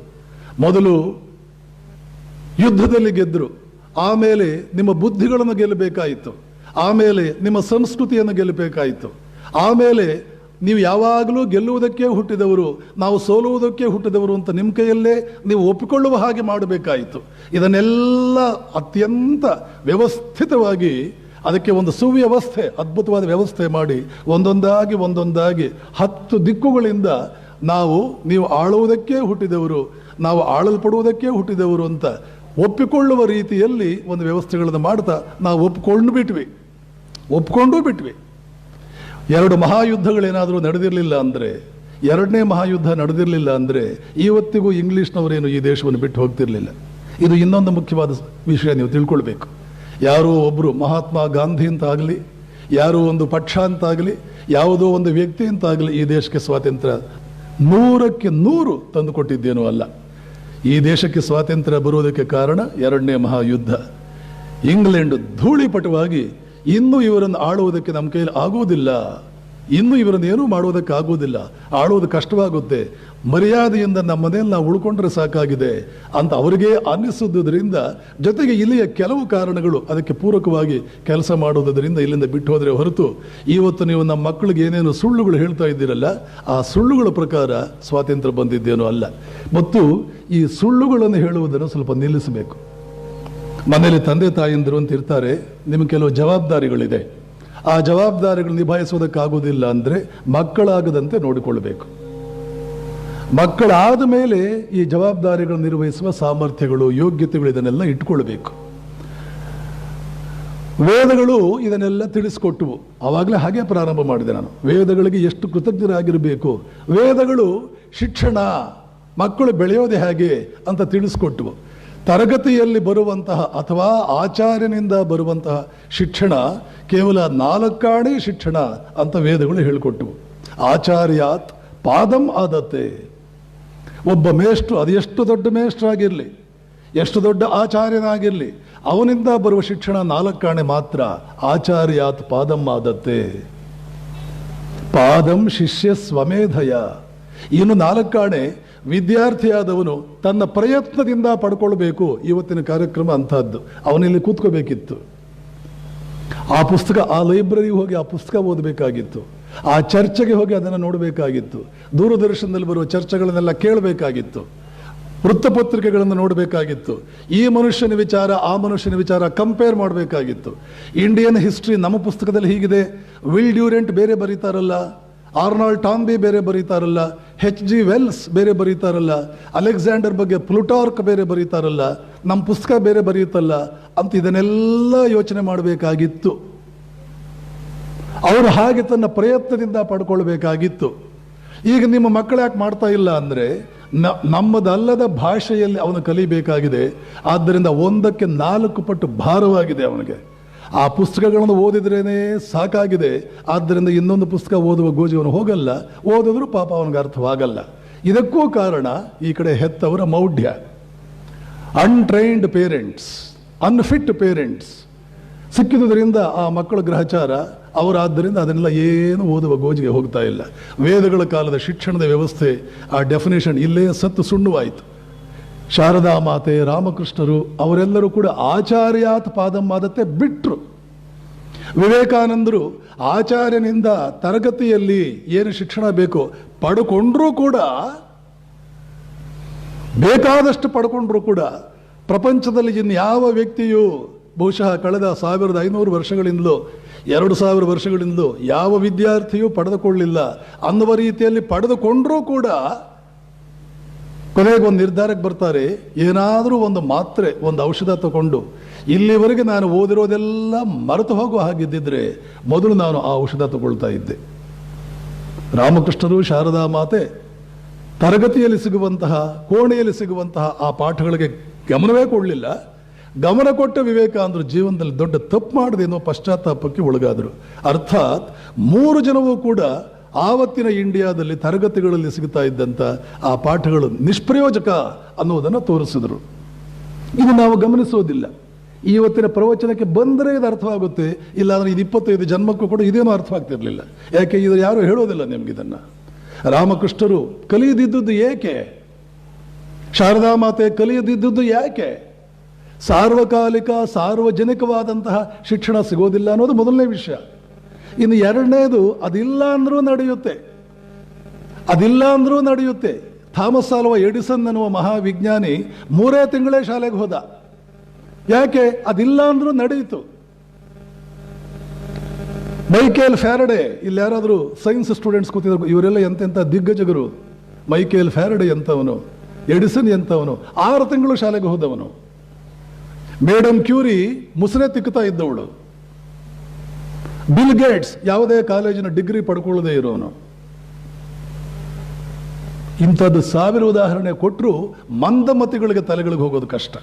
ಚುರುಕು ಬುದ್ಧಿಯವರು ಸ್ವಲ್ಪ, ಭಾರತೀಯರು ಸ್ವಲ್ಪ ಒಂಚೂರು ಯೋಚನೆ ಮಾಡಬಹುದು. ಆಚಾರ್ಯಾತ್ ಪಾದಂ ಆದತ್ತೆ, ಪಾದಂ ಶಿಷ್ಯ ಸ್ವಮೇಧಯ, ಪಾದಂ ಸಬ್ರಹ್ಮಚಾರಿಭ್ಯ. ಮನೆಯಲ್ಲಿ ತಂದೆ ಅಂತಿರ್ತಾನೆ, ತಾಯಿ ಅಂತಿರ್ತಾಳೆ, ಅಕ್ಕ ಅಂತಿರ್ತಾಳೆ, ಚಿಕ್ಕಪ್ಪ ದೊಡ್ಡಪ್ಪ ಅಂತಿರ್ತಾರೆ, ಪಕ್ಕದ ಮನೆಯವರು ಅಂತಿರ್ತಾರೆ. ಆವಾಗ ಅನಿವಾರ್ಯವಾಗಿ ಒಂದು ಮದುವೆ, ಮುಂಜಿ, ಹಬ್ಬ, ಹರಿದಿನ ಎಲ್ಲ ಒಟ್ಟಿಗೆ ಕೂತ್ಕೊಳ್ತೀವಿ. ಒಟ್ಟಿಗೆ ಕೂತಾಗ ಮನುಷ್ಯನ ಅದನ್ನು ಸುಮ್ಮನೆ ಕೂತ್ಕೊಳ್ಳೋಕ್ಕಾಗಲ್ಲ. ಯಾಕೆ? ಅವನು ಸಮಯ ಕಳಿಬೇಕು. ಟ್ರೈನ್ನಲ್ಲಿ ಹೋಗ್ತೀವಿ, ಬಸ್ಸಲ್ಲಿ ಹೋಗ್ತೀವಿ, ಅಲ್ಲೂ ಕೂಡ ಬಹಳಷ್ಟು ಸಮಯವಿದ್ದರೆ ಒಟ್ಟಿಗೆ ಕೂತ್ಕೊಳ್ಳೋಕ್ಕಾಗ. ಅಲ್ಲೆಲ್ಲ ಮಾತಾಡಬೇಕು. ಅಲ್ಲೆಲ್ಲ ಏನು ಮಾತಾಡಬೇಕು? ನಾವು ಮಾತಾಡೋದು ಏನು? ಅಲ್ಲೆಲ್ಲ ಏನು ಮಾತಾಡಬೇಕು? ಏನನ್ನು ಮಾತಾಡಬೇಕು? ಅಲ್ಲಿ ಮಾತನಾಡಬೇಕಾದ್ದು ಯಾವುದು ನಿನ್ನ ಜ್ಞಾನದ ಮಟ್ಟವನ್ನು ಏರಿಸುತ್ತೋ ಅಂಥ ವಿಚಾರಗಳನ್ನು ಮಾತ್ರ. ಭಾರತೀಯ ಸಂಸ್ಕೃತಿ ಎಲ್ಲಿಗೆ ಬಂದು ನಿಂತಿದೆ ಯೋಚನೆ ಮಾಡಿ. ಇದನ್ನು ವೇದಗಳು ಹೇಳಿದ್ದು. ವೇದಗಳು ಮೋಕ್ಷಕ್ಕೆ ಹೋಗು, ಯಜ್ಞ ಮಾಡು, ಇಷ್ಟು ಹೇಳಿ ಸುಮ್ಮನೆ ಕೂಡಲಿಲ್ಲ. ವೇದಗಳು ಹೇಳದೇ ಇದ್ದದ್ದು ಯಾವುದೂ ಇಲ್ಲ. ಮತ್ತು ಒಂದು ಆರ್ಗನೈಸೇಷನ್ ಅನ್ನುವಂಥದ್ದು ಹೇಗಿರಬೇಕು ಅನ್ನೋದನ್ನೂ ಹೇಳ್ತು, ಇದನ್ನೂ ಹೇಳ್ತು. ಶಿಕ್ಷಕನಿಂದ ಬರುವಂತಹದ್ದು 4 ಆಣೆ ಶಿಕ್ಷಣ, ವಿದ್ಯಾರ್ಥಿ ಪ್ರಯತ್ನದಿಂದ ಪಡ್ಕೊಳ್ಬೇಕಾದ್ದು 4 ಆಣೆ, ಸುತ್ತಲೂ ವಾತಾವರಣದಿಂದ ಸೇರಿ ಪಡ್ಕೊಳ್ಬೇಕಾದ್ದು 4 ಆಣೆ, ಜೀವನದಲ್ಲಿ ಅನುಭವಗಳಿಂದ ಪಡ್ಕೊಳ್ಬೇಕಾದ್ದು 4 ಆಣೆ ಅಂತ ಶಿಕ್ಷಣವನ್ನ ಒಂದು ಡಿಫಿನೇಷನ್ ಕೊಡ್ತು, ಡಿಫೈನ್ ಮಾಡ್ತು. ಅದನ್ನೂ ಪಕ್ಕಕ್ಕಿಟ್ವಿ ನಾವು. ಈಗ ಕೇವಲ ಕ್ಲಾಸ್ ರೂಮ್ನಲ್ಲಿ ಬರುವಂಥ ಶಿಕ್ಷಣ ಮಾತ್ರ ನಮ್ಮದು. ಅದು ಸಾರ್ವಕಾಲಿಕವಲ್ಲ, ಸಾರ್ವಜನಿಕವಲ್ಲ. ಇನ್ನು ಏನು ಟ್ರೈನಿಂಗ್ ಆಗಿದೆ ಇವರಿಗೆ? ವೇದಗಳು ನಮ್ಮ ಮುಂದೆ ಒಂದು ಅಂಶ ಇಟ್ಟು, ಏನದು? ಮನುಷ್ಯ ವ್ಯವಸ್ಥೆ ಅಂದರೆ ಎಲ್ಲೂ ಹುಡುಕೋದಕ್ಕೆ ಹೋಗ್ಬೇಡ. ಕೇವಲ ನಿನ್ನ ಶರೀರದಲ್ಲೇ ಒಂದು ವ್ಯವಸ್ಥೆ, ಒಂದು ಆರ್ಗನೈಸೇಷನ್, ಒಂದು ಇನ್ಸ್ಟಿಟ್ಯೂಷನ್, ಒಂದು ಗವರ್ನಮೆಂಟ್ ಹೇಗಿರಬೇಕು ಅನ್ನೋದು ನಿನ್ನ ಶರೀರ ನೋಡ್ಕೋ. ಅಲ್ಲೇ ನಿನಗೆ ಗೊತ್ತಾಗುತ್ತೆ ಒಂದು ಗವರ್ನಮೆಂಟ್ ಹೇಗಿರಬೇಕು, ಪ್ರಭುತ್ವ, ಆಡಳಿತ ವ್ಯವಸ್ಥೆ ಹೇಗಿರಬೇಕು. ನಿನ್ನ ಶರೀರ ನೋಡ್ಕೋ. ಅದನ್ನೇ ಇಡೀ ಪ್ರಕೃತಿಯನ್ನ ಪುರುಷನಿಗೆ ಹೋಲಿಸಿ ಪುರುಷ ಸೂಕ್ತ ಅನ್ನುವ ಅದ್ಭುತವಾದ ಒಂದು ರಚನೆಯನ್ನು ಮಾಡಿ, ಇದು ಯಾವ ಹಾರ್ವರ್ಡ್ ಯೂನಿವರ್ಸಿಟಿಯ ಪ್ರೊಫೆಸರ್ಗಳು 100 ವರ್ಷ ಒಟ್ಟಿಗೆ ಕೆಲಸ ಮಾಡಿದರೆ 1000 ಪ್ರೊಫೆಸರ್ಗಳು 100 ವರ್ಷ ಒಟ್ಟಿಗೆ ಕೆಲಸ ಮಾಡಿದ್ರೆ ಯಾವ ಒಂದು ಅಂಶ ಬೆಳಕಿಗೆ ಬರುತ್ತೋ ಅದನ್ನು ಮೀರಿಸಿದ ಅಂಶ ಇದು. ಇದರ ಮಹತ್ವ ನಮಗೆ ಗೊತ್ತಾಗಲ್ಲ. ಮನುಷ್ಯನನ್ನ ಬಯಾಲಜಿ ಲ್ಯಾಂಗ್ವೇಜ್ನಲ್ಲಿ ಕರೆಯುವಂತಹದ್ದು ಆರ್ಗನೈಸೇಷನ್ ಅಂತ.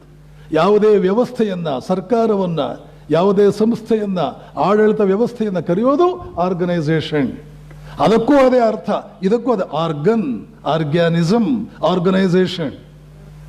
ಆ ಪುರುಷ ಸೂಕ್ತ ಹೇಳುತ್ತೆ, ಬ್ರಾಹ್ಮಣೋ ಅಸ್ಯ ಮುಖಮಾಸೀತ್ ಬಾಹೋರಾಜನ್ಯ ಕೃತಃ ಓರೋತದಸ್ಯ ಯದ್ವೈಶ್ಯ ಪದ್ಭ್ಯಾಗುಂ ಶೂದ್ರೋ ಅಜಾಯತ.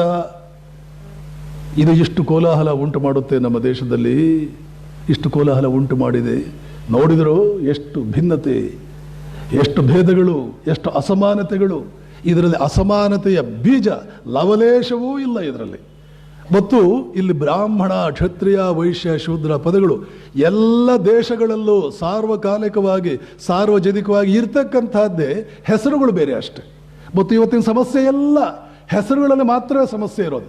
ಹೆಸರು ಬದಲಾಯಿಸ್ಬಿಡಿ, alpha, beta, gamma, theta, alpha group, beta group ಅನ್ನಿ ಯಾರೂ ಗಲಾಟೆ ಮಾಡುವುದಿಲ್ಲ. ಹೆಸರಿನಲ್ಲಿ ಮಾತ್ರ ಇವರಿಗೆ ಕಷ್ಟಗಳು ಕಾಣ್ತಾ ಇರೋದು. ಇದರ ಅರ್ಥವೇನು? ಯಾವುದೇ ವ್ಯವಸ್ಥೆ, ಯಾವುದೇ ಸಮಾಜ ಕೇವಲ ಪುರುಷರಿಂದಲೇ ಕೂಡಿರ್ತಕ್ಕಂತಹ ಸಾರ್ವಜನಿಕ ವ್ಯವಸ್ಥೆ, ಇದೂ ಕೂಡ ಪೂರಕಗಳು, ಇದೂ ಕೂಡ ಪೂರಕಗಳೇ. ಬ್ರಾಹ್ಮಣೋಸ್ಯ ಮುಖಮಾಸೀತ್, ಒಂದು ಮುಖ ಮತ್ತು ಹೆಗಲು, ಬಾಹುಗಳು, ಬಾಹುರಾಜನ್ಯ ಕೃತಃ, ಬಾಹುಗಳು ಮತ್ತು ಸ್ವಲ್ಪ ಹೆಚ್ಚು ಕಡಿಮೆ ಕೈಗಳು ಮತ್ತು ಪೃಷ್ಠಭಾಗದವರೆಗೆ ಇದು ಬಾಹುರಾಜನ್ಯ ಕೃತಃ. ಊರು ತದಸ್ಯ ಯದ್ವೈಶ್ಯ, ಕಾಲುಗಳು, ಪಾದ ಬಿಟ್ಟು ಪದ್ಭ್ಯಾಗುಂ ಶೂದ್ರ ಅಜಾಯತ. ಈ 4 ಗುಂಪುಗಳು ಪೂರಕವಾದದ್ದು. ಶರೀರದಲ್ಲಿ ಬೇರೆ ಬೇರೆ ಅಂಶಗಳು ಪೂರಕವಾದದ್ದು. ಕೇವಲ ಪುರುಷ ಸಮಾಜದಲ್ಲಿ ಬೇರೆ ಬೇರೆ ಅಂಗಗಳು, ಅಂಶಗಳು ಪೂರಕವಾದದ್ದು. ಸಮಾಜದಲ್ಲಿ ಪುರುಷ ಮತ್ತು ಸ್ತ್ರೀ ಪೂರಕವಾದದ್ದು. ಬೇರೆ ಬೇರೆ ಜ್ಞಾನಗಳು ಪೂರಕವಾದದ್ದು. ಶ್ರೀರಾಮಕೃಷ್ಣ ಹೇಳ್ತಾರೆ, ಬೇರೆ ಬೇರೆ ಧರ್ಮಗಳು ಪೂರಕವಾದದ್ದು, ಬೇರೆ ಬೇರೆ ಧರ್ಮಗಳೆಲ್ಲ ಪೂರಕವಾದದ್ದು. ಆ ಪೂರಕ ಅಂಶಗಳೆಲ್ಲವೂ ಕೂಡ ಅದರ ಅರ್ಥವೇನು? ಸಾಮರಸ್ಯ, ಸಾಮರಸ್ಯ, ಸಾಮರಸ್ಯ ಅನ್ನುವಂಥದ್ದೇ ಯಾವ ಕಾಲಕ್ಕೂ ಕೂಡ ಸಾರ್ವಕಾಲಿಕ, ಸಾರ್ವಜನಿಕ ಹಲವಾರು ಮೌಲ್ಯಗಳಲ್ಲಿ, ಸಾರ್ವಜನಿಕ, ಸಾರ್ವಕಾಲಿಕ ಮೌಲ್ಯಗಳು 100. ಆ ಎಲ್ಲ ಮೌಲ್ಯಗಳಲ್ಲಿ ಮೇರು ಮೌಲ್ಯ ಯಾವುದು ಅಂತಂದ್ರೆ ಸಾಮರಸ್ಯ. ಸಾಮರಸ್ಯ ಮೇರು. ಯಾಕೆ? ಯಾವಾಗ ಎಲ್ಲ ಅಂಶಗಳು ಪೂರಕ, ಆವಾಗ ಸಾಮರಸ್ಯವೇ ಅವುಗಳನ್ನು ಒಂದು ಮಾಡಬೇಕು. ಯಾವಾಗ ಅದನ್ನು ಒಂದು ಮಾಡುವುದಿಲ್ಲ, ಆವಾಗ ಅದು ದುರ್ಬಲ, ಅದು ವೈಕಲ್ಯ, ಅಂಗವಿಕಲತೆ, ಪರಿಪೂರ್ಣತೆ ಇಲ್ಲ. ಇಂಡಿಯಾ ದೇಶಕ್ಕೆ 1000 ವರ್ಷಗಳ ಕಾಲ ಗುಲಾಮಗಿರಿ ಬಂದಿದ್ದು ಆ ಸಾಮರಸ್ಯದ ಕೊರತೆ. ಇವತ್ತೇನಾದರೂ ಸಮಾಜದಲ್ಲಿ ತೊಂದರೆ ಇದೆಯಾ? ಸಾಮರಸ್ಯದ ಕೊರತೆ ಇಲ್ಲ. ಕಣ್ಣು, ಕಿವಿ ಎಲ್ಲವೂ ಕೂಡ ಸಾಮರಸ್ಯದ ಕೆಲಸ ಮಾಡ್ತಾ ಇದೆ ಸ್ವಾಮೀಜಿ, ಆದರೂ ಕೂಡ ಹೀಗೆ ಹಾಕಿದೆ.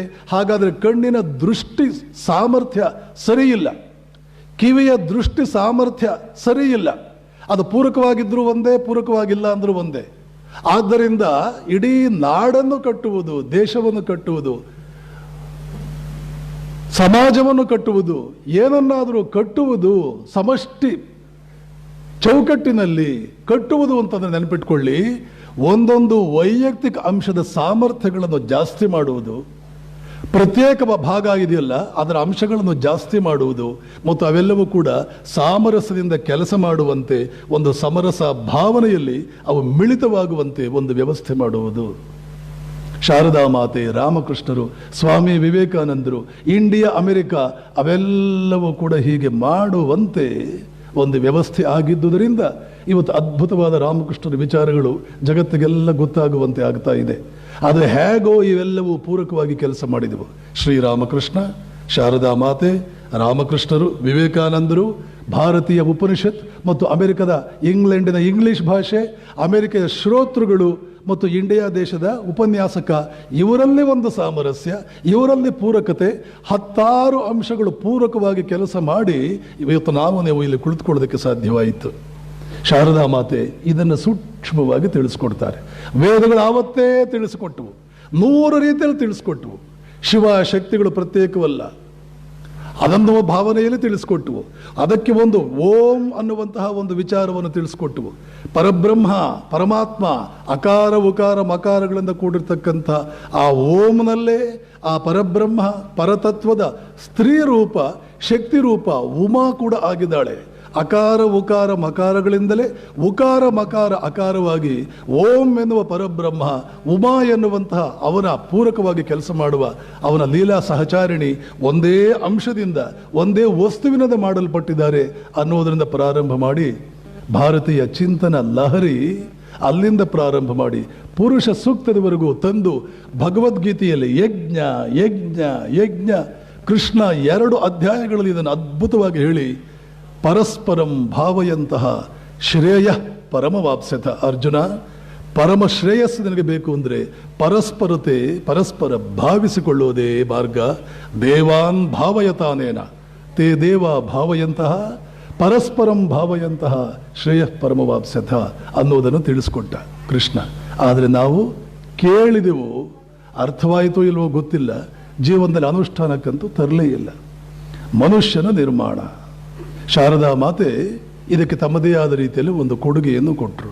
ಸ್ತ್ರೀಯಾಗಿ ಒಂದು ಮನೆಯನ್ನು ಕಟ್ಟುವುದರಿಂದ ಪ್ರಾರಂಭವಾಗುವ ಈ ಲೋಕವನ್ನು ನಿರ್ಮಾಣ ಮಾಡುವ ಈ ಮಹಾನ್ ಪ್ರಕ್ರಿಯೆ, ಮನೆಯನ್ನು ಕಟ್ಟುವುದರಿಂದ ಪ್ರಾರಂಭವಾಗಿ ಸ್ತ್ರೀಯಳ ಪಾತ್ರವೇನು? ಈಗ ಆಧುನಿಕರೇನಾದರೂ ಶಾರದಾ ಮಾತೆಯನ್ನು ನೋಡಿದರೆ ಅವರಲ್ಲಿ ಮಹತ್ತರವಾದ್ದೇನು ಕಾಣೋದಿಲ್ಲ. ಮಹತ್ತರವಾದ ಕಾಣಬೇಕಾದ ಅವಶ್ಯಕತೆ ಇಲ್ಲ. ಶಾರದಾ ಮಾತೆಯಲ್ಲಿ ಇವರು ಕಾಣಬಹುದಾದ ಮಹತ್ವ ಕಾಣಬೇಕಾದ ಅವಶ್ಯಕತೆ ಇಲ್ಲ. ಸ್ವಲ್ಪ ಸೂಕ್ಷ್ಮತೆ ಬೇಕು. ಇದೆಲ್ಲದಕ್ಕೂ ಕೂಡ ಈ ವಿಚಾರಗಳನ್ನೆಲ್ಲ ಅರ್ಥ ಮಾಡಿಕೊಳ್ಳೋದಕ್ಕೆ ನಮಗೊಂದು ಸೂಕ್ಷ್ಮತೆ ಬೇಕು. ನಿಮ್ಮ ಮುಂದೆ ನಾನೊಂದು ವಿಚಾರ ಇಡೋಕ್ಕೆ ಇಷ್ಟಪಡ್ತೇನೆ. ರಾಷ್ಟ್ರಕವಿ ಕುವೆಂಪು ಅಂತ ಒಬ್ಬ ವ್ಯಕ್ತಿ ಹುಟ್ಟಿ ಬಂದರು. ದೇಶವೇ ಅವ್ರ ಬಗ್ಗೆ ಹೆಮ್ಮೆ ಪಡುತ್ತೆ. ಕುವೆಂಪು ಹೇಗೆ ಹುಟ್ಟಿದರು? ಎಲ್ಲ ಮನೆಗಳಲ್ಲೊಬ್ಬ ಕುವೆಂಪು ಹುಟ್ಟಲಾರ ಯಾಕೆ? ಕುವೆಂಪು ಹುಟ್ಟುವುದಕ್ಕೆ ಏನು ಕಾರಣ? ಕುವೆಂಪು ಯಾಕೆ ಹುಟ್ಟಲಿಲ್ಲ ಎಲ್ಲರ ಮನೆಗಳಲ್ಲೂ? ರಾಮಕೃಷ್ಣರೇ ಯಾಕೆ ಬಹಳಷ್ಟು ಮನೆಗಳಲ್ಲಿ ಹುಟ್ಟದೆ ಹೋದರು? ವಿಶ್ವೇಶ್ವರಯ್ಯನವರು ಯಾಕೆ ಹುಟ್ಟದೆ ಹೋದರು? ನಿನ್ನೆ ನಾರಾಯಣಮೂರ್ತಿ ಹೇಗೆ ಹುಟ್ಟುತ್ತಾರೆ ಅನ್ನೋದನ್ನು ಸ್ವಲ್ಪ ಸೂಕ್ಷ್ಮವಾಗಿ ಹೇಳಿದೆ. ವಿವೇಕಾನಂದರು ಹೇಗೆ ಹುಟ್ಟಿದರು?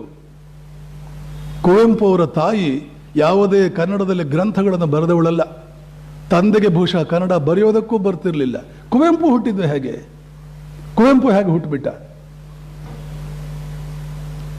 ಕುವೆಂಪು ತಾಯಿ ಅಪ್ರಸ್ತುತಳು, ಕುವೆಂಪು ಅಪ್ರಸ್ತುತರಲ್ಲ.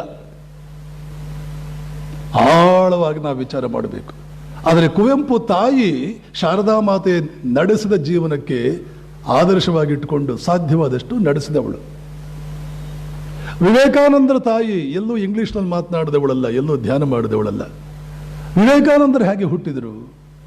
ವಿಶ್ವೇಶ್ವರಯ್ಯನವರ ತಾಯಿಗೆ ಯಾವ ಇಂಜಿನಿಯರಿಂಗ್ ಕಾಲೇಜಿಗೂ ಹೋಗಿರಲಿಲ್ಲ. ವಿಶ್ವೇಶ್ವರಯ್ಯ ಹಾಗೆ ಹುಟ್ಟಿದರು.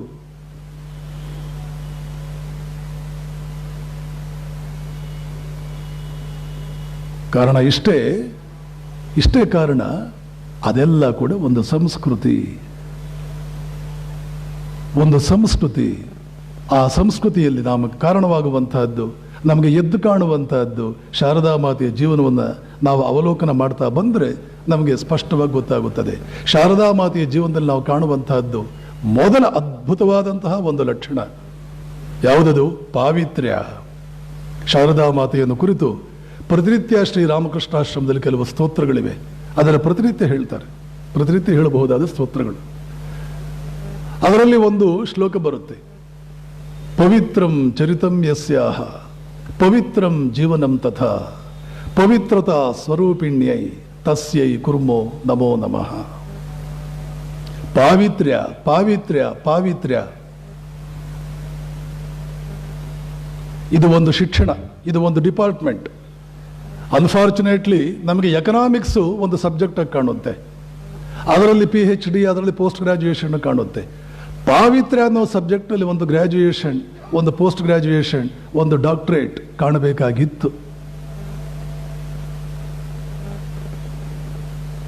ಫಿಸಿಕ್ಸ್ ಅಲ್ಲಿ ನಮಗೆ ಗ್ರಾಜ್ಯುಯೇಷನ್, ಪೋಸ್ಟ್ ಗ್ರಾಜ್ಯುಯೇಷನ್, ಡಾಕ್ಟರೇಟ್ ಕಾಣುತ್ತೆ.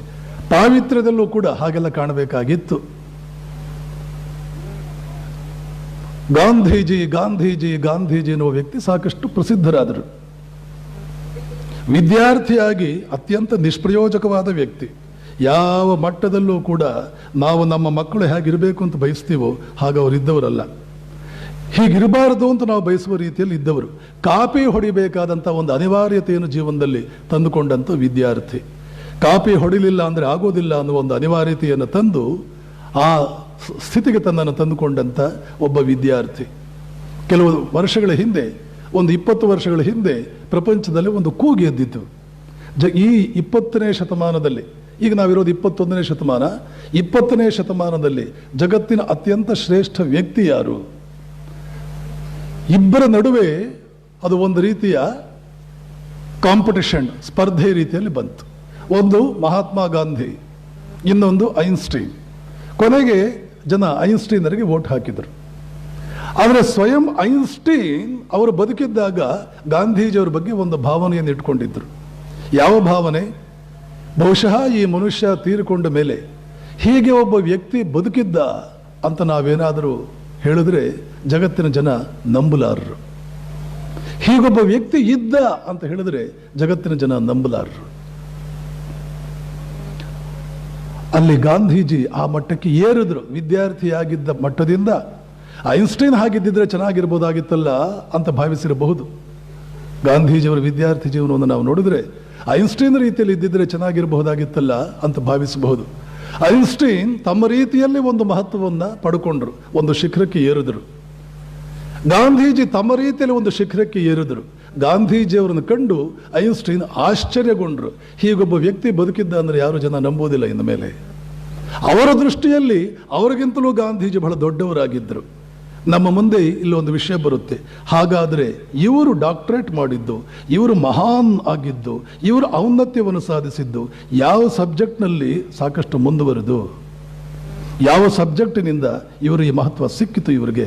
ಫಿಸಿಕ್ಸ್ ಅಲ್ಲ, ಎಕನಾಮಿಕ್ಸ್ ಅಲ್ಲ, ಸೋಷಿಯಾಲಜಿ ಅಲ್ಲ, ಮ್ಯಾಥಮ್ಯಾಟಿಕ್ಸ್ ಅಲ್ಲ, ಆ ಥರದ್ದು ಯಾವುದೂ ಅಲ್ಲ. ಯಾವುದರಿಂದ ಇವರಿಗೆ ಈ ಮಹತ್ವ ಸಿಕ್ತು? ನಾವು ಯೋಚನೆ ಮಾಡಿದ್ರೆ ಅವರಿಗೆ ಆ ಮಹತ್ವ ಸಿಕ್ಕಿದ್ದು ಪವಿತ್ರಂ ಚರಿತಂ ಯಸ್ಯಾಹ ಪವಿತ್ರಂ ಜೀವನಂ ತಥಾ. ಆ ಪಾವಿತ್ರ್ಯ ಅನ್ನುವ ಮಲ್ಟಿ ಡಿಸಿಪ್ಲಿನ್ಡ್ ಅದ್ಭುತವಾದಂತಹ ಒಂದು ಶಕ್ತಿ ಇದೆಯಲ್ಲ, ಅದರ 2 ಮುಖ ಗಾಂಧೀಜಿಯವರು ಮುಟ್ಟಿದ್ದು. 2 ಮುಖವನ್ನು ಮಾತ್ರ. ಪಾವಿತ್ರ್ಯ ಅನ್ನುವಂಥದ್ದು ಮಲ್ಟಿ ಡಿಸಿಪ್ಲಿನ್ಡ್ ಫ್ಯಾಕಲ್ಟಿ. ಈಗ ಇಂಜಿನಿಯರಿಂಗ್ ಕಾಲೇಜ್, ಅಲ್ಲಿ ಎಲೆಕ್ಟ್ರಾನಿಕ್ಸ್ ಇರುತ್ತೆ, ಮೆಕ್ಯಾನಿಕಲ್ ಇರುತ್ತೆ, ಕಂಪ್ಯೂಟರ್ ಸೈನ್ಸ್ ಅನ್ನುವಂಥದ್ದು ಇರುತ್ತೆ, ಸಿವಿಲ್ ಅನ್ನುವಂಥದ್ದು ಇರುತ್ತೆ, ಮತ್ತೇನೋ 28 ಇರುತ್ತೆ ಒಂದು ಇಂಜಿನಿಯರಿಂಗ್. ಹಾಗೆ ಈ ಪಾವಿತ್ರ್ಯ ಅನ್ನುವಂಥ ಈ ಇಂಜಿನಿಯರಿಂಗ್ ಕಾಲೇಜಿನಲ್ಲಿ ಅವರು ಕೇವಲ ಯಾವುದೋ 2 ಫ್ಯಾಕಲ್ಟಿ, 2 ಡಿಪಾರ್ಟ್ಮೆಂಟ್ಗಳನ್ನು ಮುಟ್ಟಿದ್ದವರು. ಅವರಿಗೆ ಆ ಮಟ್ಟಕ್ಕೆ ತೆಗೆದುಕೊಂಡು ಹೋಗೋದಕ್ಕೆ ಹೋಯಿತು. ಹಾಗಾದರೆ ಇನ್ನು ಪಾವಿತ್ರ್ಯ ಅನ್ನುವಂಥದ್ದು ಯಾವ ಮಟ್ಟಕ್ಕೆ ಒಬ್ಬ ವ್ಯಕ್ತಿನ ತೆಗೆದುಕೊಂಡು ಹೋಗಬಲ್ಲದು?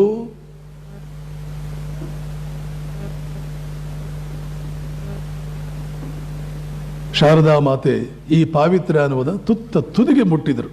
ಮತ್ತು ಇಲ್ಲಿ ಒಂದು ಸಣ್ಣ ಸಂದೇಶವನ್ನು ಕೂಡ ಕೊಟ್ಟರು. ಯಾವುದೇ ಮನೆಯಲ್ಲಿ ಇದಕ್ಕೆ ಸಾಕಷ್ಟು ಮಹತ್ವ ಕೊಡಬೇಕಾಗಿರ್ತಕ್ಕಂಥ ಮಲ್ಟಿ ಡಿಸಿಪ್ಲಿನ್ಡ್ ಫ್ಯಾಕಲ್ಟಿ ಇದು. ಯಾವುದೇ ಮನೆಯಲ್ಲಿ ಸಾಕಷ್ಟು ನಾವು ಗಮನ ಕೊಡಬೇಕಾಗಿರ್ತಕ್ಕಂಥ ವಿಚಾರ ಇದು.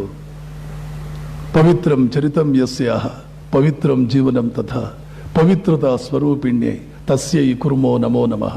ಇದರಿಂದ ಏನು ಪ್ರಯೋಜನವಾಗುತ್ತೆ? ಹಲವಾರು ರೀತಿಯಲ್ಲಿ ಇದನ್ನೆಲ್ಲ ಎಕ್ಸ್ಪ್ಲೈನ್ ಮಾಡ್ತಾ ಕೂತ್ಕೋಬೇಕಾಗುತ್ತೆ. ದರೋಡೆಕೋರನ ಒಂದು ಘಟನೆ ನಾವು ತೆಗೆದುಕೊಂಡು ನೋಡೋಣ. ಇದೇ ಶಾರದಾ ಮಾತೆ ಇನ್ನೂ ಬೇರೆ ಸಂದರ್ಭಗಳಲ್ಲಿ ದರೋಡೆಕೋರ ಅವನನ್ನು ಬೇರೆ ರೀತಿಯಲ್ಲಿ ಎದುರಿಸಿದಾಳೆ. ಅದನ್ನೇ ನಾವು ದುರ್ಗಾ ಸಪ್ತಶತಿಯಲ್ಲಿ ನಾವು ನೋಡ್ತೇವೆ. ಶಾರದಾ ಮಾತೆ ಸ್ವಯಂ ದೇವಿ ಅನ್ನುವಂಥದ್ದು ಈ ಸಂದರ್ಭಕ್ಕೆ ನಾವು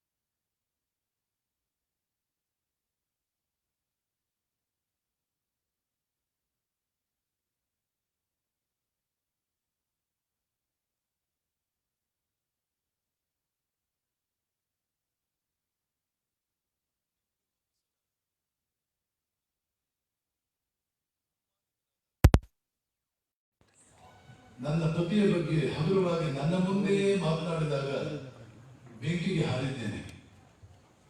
ಈಗಲೂ ಅದೇ ಕೆಲಸ ಮಾಡಬೇಕಾಗುತ್ತೆ.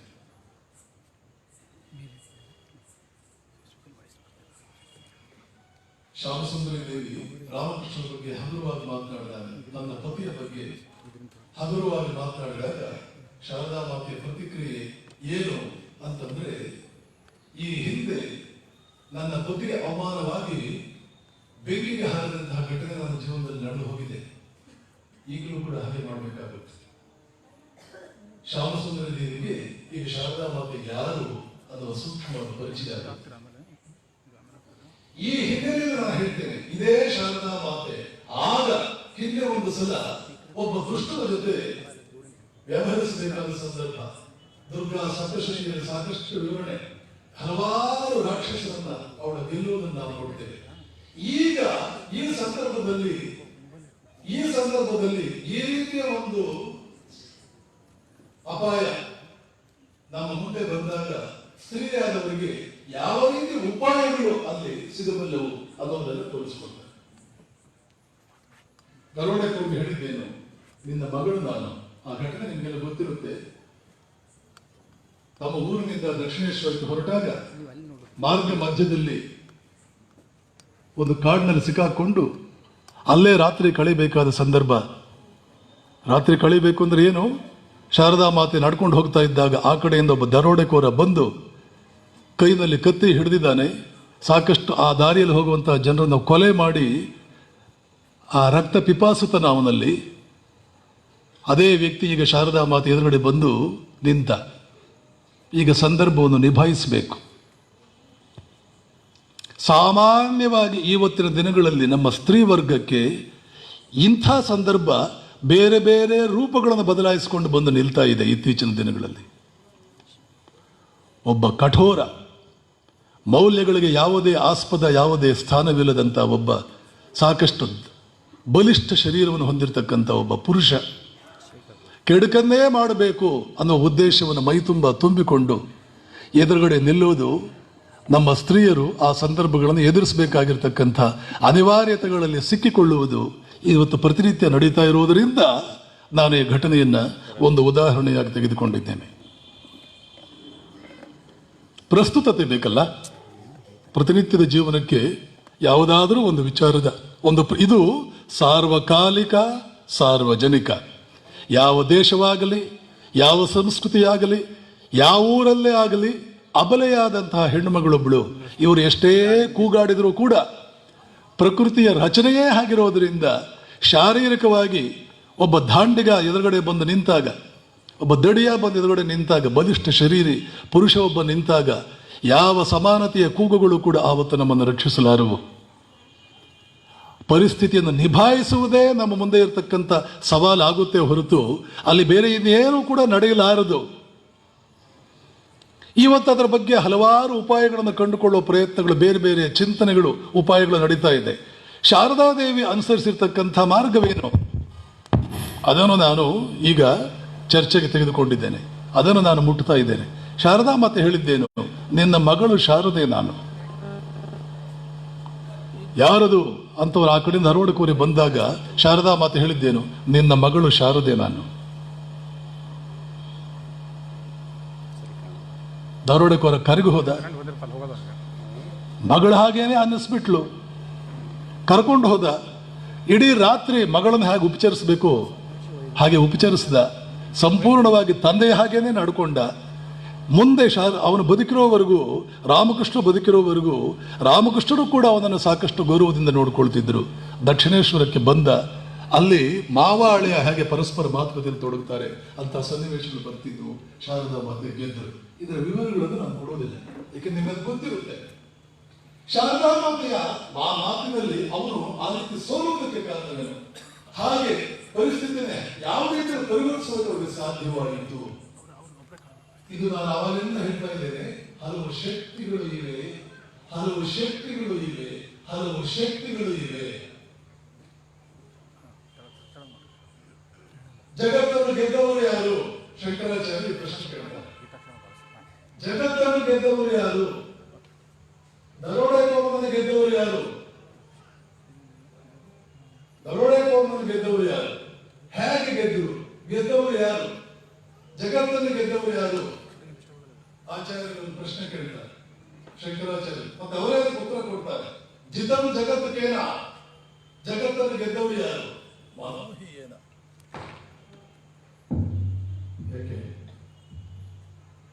ಯಾರು ಮನಸ್ಸನ್ನು ಗೆದ್ದರು ಅವರು ಜಗತ್ತನ್ನು ಗೆದ್ದರು. ವಿಚಾರ ಮಾಡಿ. ಇದಕ್ಕೆ ಅರ್ಥವೇ ಇರುವ ಇಂಥ ಘಟನಾವಳಿಗಳಿಗೆ. ಇದು ನಮ್ಮ ಹೆಣ್ಮಕ್ಕಳಿಗೆ ಪ್ರಸ್ತುತವೇ ಅಲ್ವಾ? ಮನಸ್ಸನ್ನು ಗೆದ್ದವರು ಜಗತ್ತನ್ನು ಗೆದ್ದರು.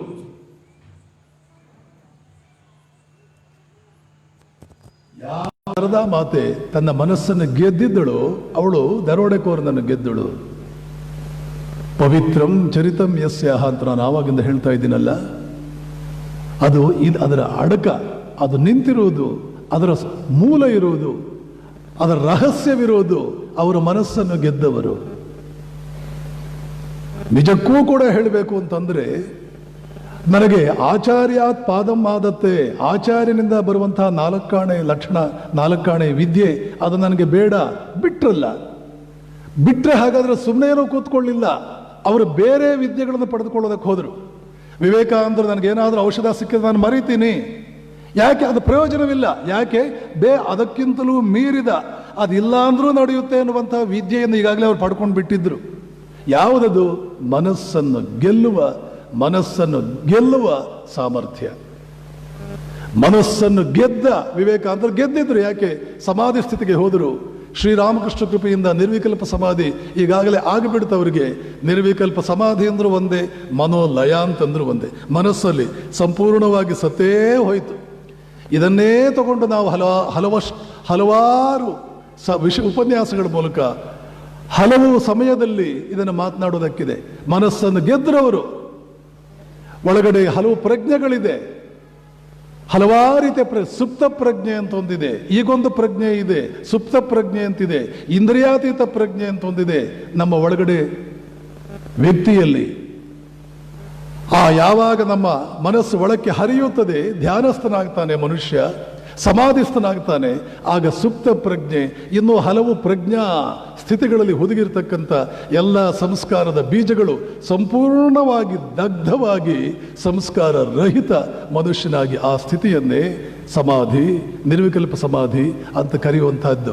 ವಿವೇಕಾನಂದರು ಅದನ್ನು ಪಡ್ಕೊಂಡಿದ್ದುದರಿಂದ ಈ ಎಲ್ಲ ಶಿಕ್ಷಣ, ಏನೇನು ಜ್ಞಾನ ನಾನು ಪಡ್ಕೊಂಡೆ, ಇದು ಯಾವುದು ಕೂಡ ನನಗೆ ಬೇಡವಾಗಿದೆ ಅನ್ನುವಂತಹ ಒಂದು ನಿರ್ಧಾರಕ್ಕೆ ಬರೋದಕ್ಕೆ ಅದೇ ಕಾರಣ. ಶಾರದಾ ಮಾತೆ ಸಣ್ಣ ವಯಸ್ಸಿನಿಂದಲೂ ಈಗಿನವರೆಗೂ ಅವರ ಮನೆಯಲ್ಲೇ ಇದ್ದಂತಹ ವಾತಾವರಣ, ಪರಮ ಪರಿಶುದ್ಧವಾದ ರೀತಿಯಲ್ಲಿ ತಮ್ಮ ಮನಸ್ಸನ್ನು ಕಾಯ್ದುಕೊಳ್ಳುವಂತಹ ಅದ್ಭುತವಾದಂತಹ ಒಂದು ತರಬೇತು. ಕಾಯ ವಾಚ ಮನಸ, ಮನುಷ್ಯನಾದವನ ಪಾಪವನ್ನು ಮಾಡಬಾರದು. ಕಾಯ ವಾಚ ಮನಸ, ಮನುಷ್ಯನಾದವನ ಪಾಪವನ್ನು ಮಾಡಬಾರದು.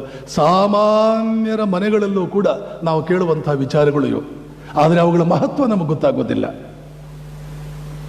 ಕಾಯ ವಾಚ ಮನಸ, ಮನಸ್ಸಿನಲ್ಲಿ ಅಶುದ್ಧ ಭಾವನೆಗಳು, ಅಪವಿತ್ರವಾದ ಭಾವನೆಗಳು, ಅಪ್ಪಿಯತಪ್ಪಿಯೂ ಕೂಡ ನಾವು ಅಲ್ಲಿ ಸುಳಿಯಬಾರದು. ಯಾಕೆ ಸುಳಿಯಬಾರದು? ಕಾರಣ ಇಷ್ಟೇ, ಯಾವುದೋ ಒಂದು ಮಹಾನ್ ಶಕ್ತಿಯನ್ನ ತುಂಬಿಕೊಂಡಿರ್ತಕ್ಕಂಥ ಕೊಡ ತೂತು ಬಿದ್ದರೆ ಯಾವ ನಷ್ಟವೋ ಇದಕ್ಕೂ ಕೂಡ ಅಷ್ಟೇ ನಷ್ಟ. ಹೀಗಾಗಿ ಶಾರದಾ ಮಾತೆ ಆ ಒಂದು ವಾಕ್ಯದಲ್ಲಿ ಮಹಿಷಾಸುರ ಮರ್ದಿನಿ, ಅದೇ ವಾಕ್ಯದಲ್ಲಿ ಶುಂಭ ನಿಶುಂಭರನ್ನ ಸಂಪೂರ್ಣವಾಗಿ ಮೆಟ್ಟಿ ನಿಂತವಳು, ಅದೇ ಒಂದು ವಾಕ್ಯದಲ್ಲಿ ರಕ್ತಬೀಜಾಸುರನನ್ನು ಮೆಟ್ಟಿ ನಿಂತವಳು, ಅದೇ ವಾಕ್ಯದಲ್ಲಿ ಚಂಡಮುಂಡಾಸುರನನ್ನು ಮೆಟ್ಟಿ ನಿಂತಹ ಆ ಅದ್ಭುತವಾದ ದುರ್ಗಾ ಮಹಾತ್ಮೆಯಿಂದ ನಾವು ದುರ್ಗೆಯ ಮಹಾತ್ಮೆಯನ್ನು ನಾವೇನು ಕಾಣ್ತೇವೆ, ಆ ಮಹಾತ್ಮೆಯನ್ನು ಸರಳವಾಗಿ ಒಂದು ವಾಕ್ಯದಲ್ಲಿ ಶಾರದಾ ಮಾತೆ ಇದನ್ನು ತೋರಿಸಿಕೊಟ್ರು. ಜೀವನದ ಉದ್ದಕ್ಕೂ ಶಾರದಾ ಮಾತೆ ಇದನ್ನು ತೋರಿಸುವುದನ್ನು ನಾವಿದನ್ನು ನೋಡ್ತೇವೆ. ಸಹಜವಾಗಿ ಸರಳವಾಗಿ ಯಾವುದೇ ಸ್ತ್ರೀಗೆ ಇರತಕ್ಕಂಥ ಸಾಮರ್ಥ್ಯ ಇದೆ. ಮತ್ತು ಸ್ತ್ರೀಯನ್ನು ನಾವು ಪಾವಿತ್ರ್ಯದ ಮೂರ್ತಿ ಅಂತ ಪರಿಗಣಿಸಿರ್ತಕ್ಕಂಥದ್ದು ಆ ಕಾರಣಕ್ಕೆ. ಈ ವಿಷಯವನ್ನು ಸಾಧ್ಯವಾದರೆ ನಾಳಿನ ಉಪನ್ಯಾಸದಲ್ಲಿ ಮುಂದುವರಿಸ್ತೇನೆ. ಇನ್ನೊಂದು ಪುಟ್ಟ ವಿಷಯವನ್ನು ಮುಟ್ಟಿ ನನ್ನ ಉಪನ್ಯಾಸಕ್ಕೆ ಮುಕ್ತಾಯವನ್ನು ಹಾಡ್ತೇನೆ. ಶಾರದಾ ಮಾತೆಯಲ್ಲಿ ನಾವು ಕಾಣುವ ಇನ್ನೊಂದು ಮಹತ್ತರವಾದ ಅಂಶ, ಯಾವುದೇ ಸ್ತ್ರೀಯಲ್ಲೂ ಸಹಜವಾಗಿರ್ತಕ್ಕಂಥ ಒಂದು ಲಕ್ಷಣ, ಒಂದು ಸಾಮರ್ಥ್ಯ, ತನ್ನನ್ನು ತಾನು ಕಳೆದುಕೊಳ್ಳುವುದು. ಇದು ಒಂದು ಮಹಾನ್ ಗುಣ. ಇದೊಂದು ಮಹಾನ್ ಗುಣ, ಮಹಾನ್ ಲಕ್ಷಣ ಅಂತ ನಾನು ಯಾಕೆ ಹೇಳ್ತೇನೆ ಅಂತಂದ್ರೆ, ಇದು ಒಂದು ತಪಸ್ಸು.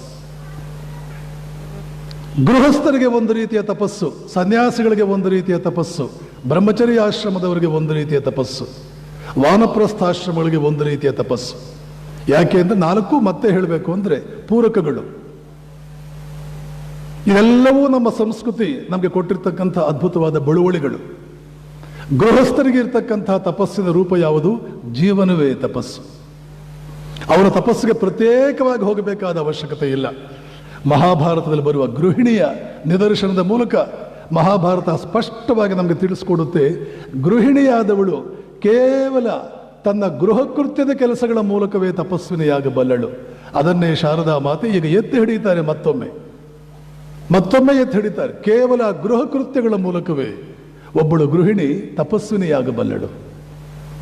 ಶಾರದಾ ಮಾತೆಯಲ್ಲಿ ನಮಗೆ ತೋರಿಸ್ಕೊಡುವಂತಹದ್ದು ಯಾವ ರೀತಿಯಲ್ಲಿ ಅಂತಂದ್ರೆ, ಎಲ್ಲೆಲ್ಲೋ ತನ್ನನ್ನು ತಾನು ಕಳ್ಕೊಳ್ಳೋದು. ಯಾಕೆ ಕಳ್ಕೊಳ್ಳೋದ್ರಲ್ಲಿ ಒಂದು ಆನಂದ ಇದೆ ಅಂತ ಜಗತ್ತಿಗೆ ತಿಳಿಸ್ಕೊಡೋದು. ಎರಡು ಸಂದರ್ಭಗಳನ್ನು ನಾವು ನಮ್ಮನ್ನು ಕಳ್ಕೊಳ್ತೇವೆ. ಇನ್ನೊಬ್ಬರಿಂದ ಮೋಸ ಹೋಗ್ತೇವೆ. ಅವರ ಮೇಲೆ ನಮಗೆ ಬಹಳ ಪ್ರೀತಿ ಇರೋದ್ರಿಂದ ನಾವು ರಾಜಿಯಾಗಿ ನಮ್ಮನ್ನು ಕಳೆದು ನಾವು ಸೋತು ನಾವು ಇನ್ನೊಬ್ಬರನ್ನು ಗೆಲ್ಲಿಸ್ತೇವೆ. ನಮಗೆ ಇಷ್ಟವಿಲ್ಲದೆ ನಾವು ಸೋಲಬೇಕು ಅಂತಿಲ್ಲ. ಮತ್ತು ಯಾರಂದ್ರೆ ಅವ್ರ ಕೈಯಿಂದಲೇ ನಾವು ಸೋಲಬೇಕು, ಯಾರಂದ್ರೆ ಅವ್ರ ಮುಂದೆ ನಾವು ಕಳ್ಕೊಳ್ಳಬಾರದು. ಹರೀಶ ಅನ್ನುವಂಥ ಒಬ್ಬ ದುಷ್ಟ ಬರ್ತಾನೆ. ಆ ದುಷ್ಟ ಹರೀಶ ಅನ್ನುವಂಥ ಒಬ್ಬ ದುಷ್ಟ ರಾಮಕೃಷ್ಣನ ಶಿಷ್ಯನಾಗಿದ್ದವನು. ಅವನೇನೋ ಕೆಲವು ಔಷಧಿಗಳನ್ನು ಅವನ ಹೆಂಡತಿ ಮಾಟ ಮಂತ್ರ ಎಲ್ಲ ಮಾಡಿಸಿ ಹುಚ್ಚೆದ್ದು ಅವನಿಗೆ ಒಂದು ರೀತಿಯ ತಲೆ ಕೆಟ್ಟು ಹೋಗಿ ಶಾರದಾ ಮಾತೆಯ ಕಾಮಾರಪುರದಲ್ಲಿ ವಾಸ ಮಾಡ್ತಾ ಇದ್ದಾಗ ಅಲ್ಲಿಗೆ ಬಂದು ಅವನು ಕಾಮ ಒಳಗಡೆಯಿಂದ ಸಾಕಷ್ಟು ಜಾಗೃತವಾಗಿ ಶಾರದಾ ಮಾತೆಯ ಬೆನ್ನು ಹತ್ತುತ್ತಾನೆ, ಅವರನ್ನು ಅಟ್ಟಿಸ್ಕೊಂಡು ಬರ್ತಾನೆ. ಆವಾಗ ಶಾರದಾ ಮಾತೆ ತಮ್ಮನ್ನು ತಾವು ಕಳ್ಕೊಳ್ಳಿಲ್ಲ. ದರೋಡೆಕೋರನ ಮುಂದೆ ತಮ್ಮನ್ನು ಕಳ್ಕೊಂಡ್ರು. ಎಲ್ಲಾ ಸಂದರ್ಭಗಳಲ್ಲೂ ತಮ್ಮನ್ನು ಕಳ್ಕೊಂಡ್ರು. ಹುಚ್ಚರ ನಡುವೆ ಬದುಕಿದ್ರು. ಆ ಹುಚ್ಚರ ನಡುವೆ ತಮ್ಮನ್ನು ತಾವು ಕಳೆದುಕೊಂಡು ಅವರ ನಡುವೆ ಜೀವನ ಮಾಡ್ತಾ ಬಂದರು. ಎಲ್ಲೆಲ್ಲೂ ಹಾಗೆ ಮಾಡ್ತಾ ಬಂದರು. ತ್ಯಾಗಮಯಿ ಆದರು. ಒಬ್ಬ ಅಮ್ಜದ್ ಅನ್ನುವಂತಹ ಕಳ್ಳ ಬಂದರೂ ಕೂಡ ಆಗಿನ ಕಾಲದ ಅತ್ಯಂತ ಮಡಿವಂತ ದಿನಗಳಾಗಿದ್ದಂತಹ ಆ ದಿನಗಳಲ್ಲಿ ಅವನ ಎಂಜಲ್ ಎಲೆಯನ್ನು ಎತ್ತಿ ಅತ್ಯಂತ ಸಂಪ್ರದಾಯಸ್ಥ ಮನೆತನದ ಹೆಣ್ಣುಮಗಳಾಗಿ ಈ ವೇಳೆಗೆ ಕಲ್ಕತ್ತೆಯ ಸಮಾಜ ಜಗನ್ಮಾತೆ ಅಂತ ಹೇಳಿ ಗೌರವಿಸ್ತಾ ಇದ್ದಂಥ ಕಾಲದಲ್ಲಿ ಅವನ ಎಂಜಲ್ ಎಲೆಯನ್ನು ಎತ್ತಿ ತಮ್ಮ ತಗ್ಗುವ ಆ ನಡವಳಿಕೆಯನ್ನ ಇನ್ನಷ್ಟು ಮೆರುಗು ಕೊಟ್ಟು ಜಗತ್ತಿಗೆ ತೋರಿಸಿಕೊಟ್ರು. ಇಲ್ಲೆಲ್ಲೂ ಕೂಡ ಒಂದು ರೀತಿಯಲ್ಲಿ ತಮ್ಮನ್ನು ತಾವು ಶೂನ್ಯವಾಗಿಸಿಕೊಳ್ಳೋದು ಇದನ್ನೇ ನೋಡ್ತೇವೆ. ಎಲ್ಲದಕ್ಕಿಂತಲೂ ಬೃಹತ್ ಪ್ರಮಾಣದಲ್ಲಿ ತಮ್ಮನ್ನು ತಾವು ಶೂನ್ಯರಾಗಿಸಿಕೊಂಡಿದ್ದು ರಾಮಕೃಷ್ಣರ ಕೈನಲ್ಲೇ. ಹೇಗೆ ಯಾವುದೇ ಸ್ತ್ರೀ ಕನಸು ಮನಸ್ಸುಗಳಲ್ಲೂ ಕೂಡ ಸಹಿಸುವುದಕ್ಕೆ ಅಸಾಧ್ಯವಾದಂತಹ ಸ್ಥಿತಿಯಲ್ಲಿ ತಮ್ಮನ್ನು ತಾವು ಇಟ್ಟುಕೊಂಡು ಅಲ್ಲೂ ತಮ್ಮನ್ನು ತಾವು ಕಳೆದುಕೊಂಡ್ರು. ಒಂದು ಏನು, ನಿನಗೆ ಮಕ್ಕಳಾಗೋದು ಬೇಡ, ರಾಮಕೃಷ್ಣರು ಹೇಳಿದರು. ಯಾವ ಸ್ತ್ರೀಯಾದವಳು ತಾನು ಬಂಜೆಯಾಗಿರೋದಕ್ಕೆ ಇಷ್ಟಪಡೋದಿಲ್ಲ. ಯಾವ ಸ್ತ್ರೀಯಾದವಳು ತಾನು ವಿಧವೆಯಾಗುವುದಕ್ಕೆ ಇಷ್ಟಪಡೋದಿಲ್ಲ. ಅದು ಅಂದಿನ ಕಾಲದಲ್ಲಿ ವಿಧವೆ ಅಂತಂದ್ರೆ ಒಂದು ರೀತಿಯ ಸಮಾಜ ಪಕ್ಕಕ್ಕೆ ಒಂದು ಮೂಲೆಗೆ ಕೂಡಿಸ್ಬಿಡ್ತಿತ್ತು ಅವರನ್ನ. ಆಗಿನ ಕಾಲ ಆ ಎರಡೂ ಸ್ಥಿತಿಗಳನ್ನ ತಮ್ಮ ಮೈ ಮೇಲೆ ಎಳೆದುಕೊಂಡ್ರು.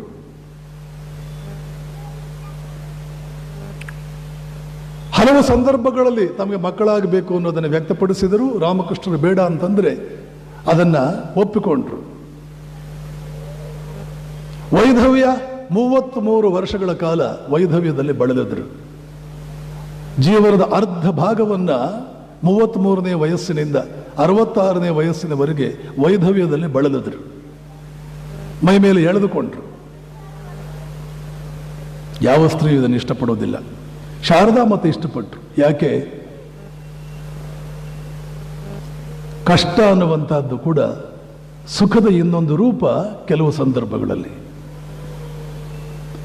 ಸುಖ ಅಂದ್ರೆ ಏನು ನಿಜಕ್ಕೂ ಹೇಳಬೇಕು ಅಂದ್ರೆ ತ್ಯಾಗಾತ್ ಶಾಂತಿ ಅನಂತರಂ ಅಂತ ಕೃಷ್ಣ ಭಗವದ್ಗೀತೆಯಲ್ಲಿ ಹೇಳ್ತಾರೆ. ಅರ್ಜುನ, ಕೆಲವು ಸಂದರ್ಭಗಳಲ್ಲಿ ತ್ಯಾಗ ಅರ್ಥಾತ್ ನಾವು ಕಳೆದುಕೊಳ್ಳುವುದು, ಪಡೆದುಕೊಳ್ಳುವುದರ 1000 ಪಟ್ಟು ನಮಗೆ ಮನಸ್ಸಿಗೆ ಸಂತೋಷವನ್ನು ಕೊಡುತ್ತದೆ. ಎಲ್ಲ ಸೂಕ್ಷ್ಮಗಳು. ದಿವ್ಯತ್ರಯರು ಬಂದಿದ್ದೇ ಈ ಕಾರಣಕ್ಕೆ. ಉಪನಿಷತ್ತುಗಳಿವೆ, ತತ್ವಗಳನ್ನು ಕೊಡುವುದಕ್ಕೆ ಬಂದಿದ್ದಲ್ಲ ಅವರು. ವೇದಗಳು ಇವೆ, ಉಪನಿಷತ್ತುಗಳಿವೆ. ನಿಜಕ್ಕೂ ಕೂಡ ಈ ತತ್ವಗಳನ್ನು ಪಾಲಿಸುವುದಕ್ಕೆ ಸಾಧ್ಯವೇ? ಪಾಲಿಸಿ ನಾವು ಬದುಕುವುದಕ್ಕೆ ಸಾಧ್ಯವೇ? ಅಂಥ ಬದುಕು ನಡೆಸಿ ಸಮಾಜದಲ್ಲಿ ಒಂದು ಸ್ಥಾನ ನಮಗೆ ಸಿಗಬಲ್ಲದೆ, ಒಂದು ಮಹತ್ವ ಸಿಗಬಲ್ಲದೆ ಜೀವನ ಸಾರ್ಥಕವಾದೀತೆ. ಆದೀತೆ. ಪ್ರಪಂಚಕ್ಕೆ ಎಷ್ಟೇ ತತ್ವಗಳನ್ನು ಕೊಟ್ಟರೆ ಪ್ರಯೋಜನವಿಲ್ಲ. ತತ್ವಗಳನ್ನು ಬದುಕಿದ ವ್ಯಕ್ತಿ ಯಾವ ಮಟ್ಟಕ್ಕೆ ಏರಿದಾನೆ ಎನ್ನುವಂತಹದ್ದು ಬೇಕಾಗುತ್ತೆ. ತತ್ವಗಳನ್ನು ಕೊಟ್ಟರೆ ಸಾಲದು, ತತ್ವಗಳನ್ನು ಬದುಕಬಹುದು. ಬದುಕಿದ ವ್ಯಕ್ತಿಗೆ ಇಷ್ಟು ಮಹತ್ವ ಬರುತ್ತದೆ ಅನ್ನೋದನ್ನು ಸಾಬೀತುಪಡಿಸಬೇಕಾಗುತ್ತೆ. ಅವತಾರ ಪುರುಷನ ಏಕಮೇವ ಉದ್ದೇಶ, ಅದು ರಾಮನಿರಲಿ ರಾಮಕೃಷ್ಣರಿರಲಿ, ಏಕಮೇವ ಉದ್ದೇಶ ಮಹಾನ್ ತತ್ವಗಳನ್ನು ಬದುಕುವುದರಿಂದ ನಾವು ಮಹತ್ವವನ್ನು ಪಡ್ಕೊಳ್ತೇವೆ ಹೊರತು ಕಳ್ಕೊಂಡಿದ್ದಲ್ಲ. ಅಪ್ಪಿತಪ್ಪಿ ಏನಾದರೂ ಕಳೆದುಕೊಂಡ್ರೆ ಅದು ಲೆಕ್ಕವಿಲ್ಲದಷ್ಟು, ಅದರ 1000 ಪಟ್ಟು ಏನೇನೋ ನಮಗೆ ಬರುವುದೇ ಇರುತ್ತೆ. ಅರ್ಥಪೂರ್ಣವಾದ ರೀತಿಯಲ್ಲಿ ಕಳ್ಕೊಳ್ಳೋದು ಬಹಳಷ್ಟನ್ನು ಪಡೆದುಕೊಳ್ಳುವುದಕ್ಕಿರ್ತಕ್ಕಂಥ ಏಕಮೇವ ಮಾರ್ಗ. ನಮ್ಮ ಪ್ರಯತ್ನದಿಂದಲೋ ಸನ್ನಿವೇಶದ ಸಾಮರ್ಥ್ಯದಿಂದಲೋ ನಾವು ಏನು ಪಡ್ಕೊಳ್ಳಬಹುದು, ಅದರ 1000 ಪಟ್ಟು ನಮಗೆ ಬೇಕಾಗಿದೆಯೋ? ಸನ್ನಿವೇಶದ ಸಾಮರ್ಥ್ಯದಿಂದಲೋ ವೈಯಕ್ತಿಕವಾಗಿ ನಮ್ಮದೇ ಸಾಮರ್ಥ್ಯದಿಂದಲೋ ನಾವು ಏನೋ ಪಡ್ಕೊಳ್ಳೋದಕ್ಕೆ ಹೊರಟಿದ್ದೇವೆ, ಸಿಗೋದಿದೆ. ಆದರೆ ಅದರ 1000 ಪಟ್ಟು ಬಂದಿದ್ರೆ ಚೆನ್ನಾಗಿರ್ತಿತ್ತು. ಹಾಗಾದರೆ ಅದನ್ನು ತ್ಯಾಗ ಮಾಡು. ಅದರ 1000 ಪಟ್ಟು ಪಡೆದುಕೊಳ್ಳುವುದಕ್ಕೆ ಭಾಜನನಾಗು. ಕಷ್ಟಗಳು ದುಃಖಗಳು ಬೇರೆ ಬೇರೆ. ಶಾರದಾ ಮಾತೆ ತಿಳಿಸ್ಕೊಟ್ಟಿದ್ದು ಕಷ್ಟಗಳು ಬೇರೆ, ದುಃಖಗಳು ಬೇರೆ. ದುಃಖವಿರಬಾರದ ಮನುಷ್ಯನಿಗೆ ಬೇಕಾದಷ್ಟು ಕಷ್ಟಗಳಿರಬಹುದು. ಅದಕ್ಕೋಸ್ಕರವೇ ಮಹಾಭಾರತದಲ್ಲಿ ಒಂದು ಘಟನೆ ಇದೆ, ಅದು ಹೇಳಿ ನಾನು ಮಾತು ಮುಗಿಸ್ತೇನೆ. ಹಸ್ತಿನಾಪುರಕ್ಕೆ ಕೃಷ್ಣನ ಕೊನೆಯ ವಿಸಿಟ್, ಸಂದರ್ಶನ. ಅವನೊಬ್ಬನಿಗೆ ಮಾತ್ರ ಗೊತ್ತು, ಇದೇ ನಾನು ಹಸ್ತಿನಾಪುರಕ್ಕೆ ಕೊಡ್ತಾ ಇರತಕ್ಕಂಥ ಕೊನೆಯ ಭೇಟಿ. ಆದ್ದರಿಂದ ಮಾಮೂಲಿ ಊರಿನ ಮಹಾದ್ವಾರದವರೆಗೆ ಪಾಂಡವರು, ಕುಂತಿ, ದ್ರೌಪದಿ ಎಲ್ಲರೂ ಬಂದು ಕೃಷ್ಣನ ಬೀಳ್ಕೊಡುದು. ಅವನಲ್ಲಿ ರಥ ಹತ್ತಾನೆ, ದ್ವಾರಕೆ ಕಡೆಗೆ ಹೋಗ್ತಾನೆ, ಇವರು ಅರಮನೆ ಕಡೆಗೆ ಹೋಗ್ತಾರೆ.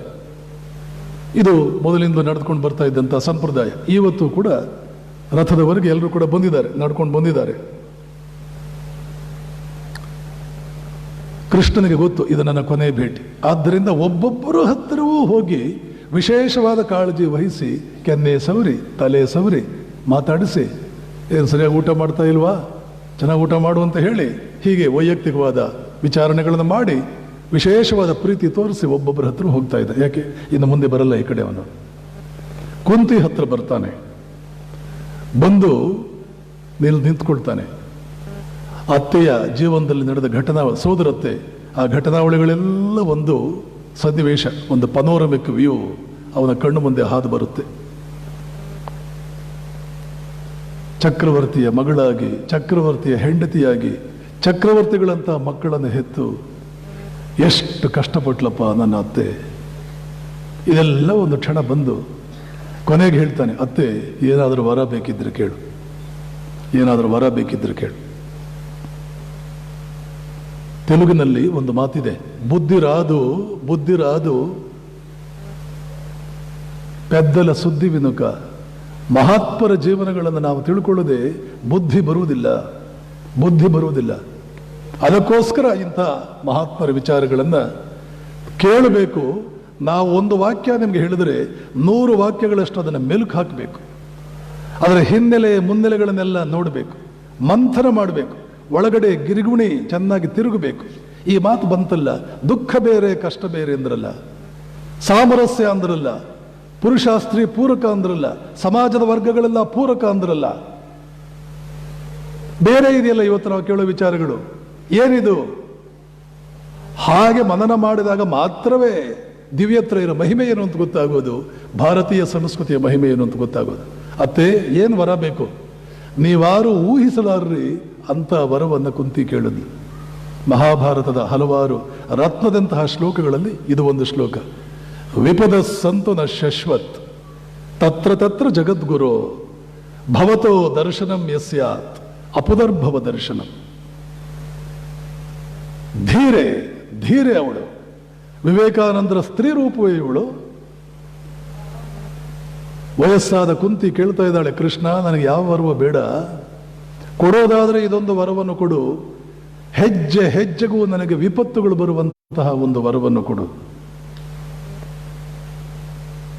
ಈ ಮಾತುಗಳನ್ನು ಕೇಳುವುದಕ್ಕೆ ಪ್ರವಚನಗಳು ಬರಬೇಕು. ಕೇವಲ ಮೃದುವಾದ ಸಂಗೀತಗಳು, ವಿವೇಕಾನಂದರು ಹೇಳ್ತಿದ್ರು, ಕೇವಲ ಮೃದುವಾದ ಸಂಗೀತಗಳು, ಗಿಳಿ ಮಾತುಗಳು, ಮೃದುವಾದ ಮಾತುಗಳು, ಕೇವಲ ಮೃದುತ್ವವನ್ನೇ ಆರಾಧಿಸಿದ್ದು, ಸೌಂದರ್ಯವನ್ನೇ ಆರಾಧಿಸಿ ಕೇವಲ ಮೃದುವಾದ ಮಾತುಗಳು, ಇದನ್ನೇ ಕೇಳಿ ಸ್ವಲ್ಪ ಹೆಚ್ಚು ಕಡಿಮೆ ಇಡೀ ದೇಶ ಹೆಂಗೆಳೆಯರ ದೇಶವಾಗಿ ಬಿಟ್ಟಿದೆ. ದಿ ಕಂಟ್ರಿ ಹ್ಯಾಸ್ ವೆಲ್ ನೈ ಬಿಕಮ್ ಎ ಕಂಟ್ರಿ ಆಫ್ ನಿಂಕಂಪೂಪ್ಸ್. ನಪುಂಸಕರ ದೇಶ ಆಗಿಬಿಟ್ಟಿದೆ. ಮೃದುವಾದ ಮಾತುಗಳು, ಗಿಳಿ ಮಾತುಗಳು, ಮೃದುವಾದ ಸಂಗೀತಗಳು, ಕೋಮಲವಾದ ಮಾತುಗಳು, ಕೋಮಲವಾದ ವಿಚಾರಗಳು, ಮೃತ್ಯುವನ್ನು ಪ್ರೀತಿಸು. ವರ್ಷಿಪ್ ದಿ ಟೆರಿಬಲ್ ಹೇಳ್ತಾರೆ ವಿವೇಕಾನಂದರು. ವರ್ಷಿಪ್ ದಿ ಟೆರಿಬಲ್, ಭಯಾನಕವಾದನ್ನು ಆರಾಧಿಸು, ಮೃತ್ಯುವನ್ನು ಆರಾಧಿಸು, ಮೃತ್ಯುವನ್ನು ಆಲಂಗಿಸು, ಮೃತ್ಯುವಿನ ಬಗ್ಗೆ ಧ್ಯಾನ ಮಾಡು. ದಿನ ಸ್ಮಶಾನಕ್ಕೆ ಹೋಗಿ ಬಾ ಒಂದು ಸಲ. ಇಲ್ಲದೆ ಹೋದರೆ ನಿನ್ನ ಒಳಗಡೆ ಇರುವ ಹೇಡಿ ಅವನು ಸಾಯುವುದಿಲ್ಲ. ಇರುವೆಗೂ ಹೆದರ್ಕೊಳ್ಳುವಂಥ ಆ ದುಸ್ಥಿತಿಯಿಂದ ನೀನು ಪಾರಾಗುವುದಿಲ್ಲ. ಇವತ್ತು ಭಾರತೀಯರಿಗೆ ಬಂದಿರೋ ದುಸ್ಥಿತಿ ಇದು. ಕೃಷ್ಣ ಹೆಜ್ಜೆ ಹೆಜ್ಜೆಗೂ ಕಷ್ಟಗಳನ್ನು ಕೊಡು. ಶಾರದಾ ಮಾತೆ ಕೇಳಲಿಲ್ಲ, ಆದರೆ ಮೈ ಮೇಲೆ ಎಳೆದುಕೊಂಡ್ರು. ನನಗೆ ಮಗು ಬೇಕು, ಒಬ್ಬ ಮಗ ಬೇಕು. ರಾಮಕೃಷ್ಣ ತೀರಿಕೊಂಡ ಪ್ರಾರಂಭದಲ್ಲಿ ಇಷ್ಟು ದಿನ ಆನಂದವಾಗಿದ್ದರು. ಒಬ್ಬ ಮಗನೂ ಇಲ್ಲ ನನಗೆ, ನಾನು ಯಾರಿಗೋಸ್ಕರ ಬದುಕಬೇಕು? ಇಷ್ಟು ದಿನ ಅವರಿಗೋಸ್ಕರ ಬದುಕಿದ್ದೆ. ಒಬ್ಬನೇ ಒಬ್ಬ ಮಗ ಅಂತಿಲ್ಲ ನಾನು, ನನಗೆ ಯಾರಿಗೋಸ್ಕರ ನಾನು ಬದುಕಬೇಕು? ಆದರೆ ರಾಮಕೃಷ್ಣರು ಅದ್ಭುತವಾದಂತಹ ಒಂದು ಪಾಠ ಹೇಳಿಕೊಟ್ಟಿದ್ರು. ನೋಡು ಶಾರದೆ, ನೆನ್ಪಿಟ್ಕೋ, ರಕ್ತ ಸಂಬಂಧ ಅತ್ಯಂತ ಕನಿಷ್ಠ ಮಟ್ಟದ, ಅತ್ಯಂತ ಕೆಳಮಟ್ಟದ ಸಂಬಂಧ. ಅದಕ್ಕಿಂತಲೂ 1000 ಪಟ್ಟು ಶ್ರೇಷ್ಠವಾದ ಸಂಬಂಧಗಳು ಯಾವ ಮಾನುಷ ಸಮಾಜದಲ್ಲಿ ನಿರ್ಮಾಣವಾಗುವುದಿಲ್ಲ. ಆ ಮಾನುಷ ಸಮಾಜ ಬಹಳ ಕೆಳಮಟ್ಟದ ಸಮಾಜ. ಕೃಷ್ಣ ಅರ್ಜುನನಿಗೆ ಹೇಳಿದ್ದ, ದುರ್ಯೋಧನ ನಿನ್ನ ಬಂಧು, ರಕ್ತ ಸಂಬಂಧ ಕಣೋ ಅವನು, ಅದರ ನಿಜವಾದ ಬಂಧು ಅಲ್ಲ, ಅತ್ಯಂತ ಕೆಳಮಟ್ಟದ ಬಂಧುತ್ವ ಇದು. 10 ರೀತಿಯ ಬಂಧುತ್ವಗಳಿವೆ. ಆ ಉನ್ನತ ಮಟ್ಟದ ಬಂಧುತ್ವಗಳನ್ನು ಇವತ್ತು ನಮ್ಮ ದೇಶ ಮರೆತಿದೆ. ಉದ್ಧಾರವಾಗುವುದಕ್ಕೆ ಏನು ಬೇಕೋ ಅದನ್ನೆಲ್ಲ ಬರುತ್ತಿದೆ. ಈಗ ಒಂದೇ ಒಂದು ಬಂಧುತ್ವ ನೆನಪಿದೆ. ಯಾವುದದು? ರಕ್ತ ಸಂಬಂಧ, ಜಾತಿ ಸಂಬಂಧ. ಇನ್ಯಾವ ಬಂಧುತ್ವ ಅದಕ್ಕೆ ನೆನಪಿಲ್ಲ. ಶಾರದೆ, 100 ಸಾವಿರಾರು ಮಕ್ಕಳು ಬರ್ತಾರೆ, ಆದರೆ ನಿನ್ನ ಹೊಟ್ಟೆಯಲ್ಲಿ ಹುಟ್ಟಿದವರಲ್ಲ, ನಿನ್ನ ಹೊಟ್ಟೆಯಲ್ಲಿ ಹುಟ್ಟಿದ ಮಕ್ಕಳಿಗಿಂತಲೂ ಚೆನ್ನಾಗಿ ನೋಡ್ಕೊಳ್ತಾರೆ. ಜಗತ್ತಿನಲ್ಲಿ ನಡ್ಕೊಂಡು ಬರುತ್ತೆ ಇದು.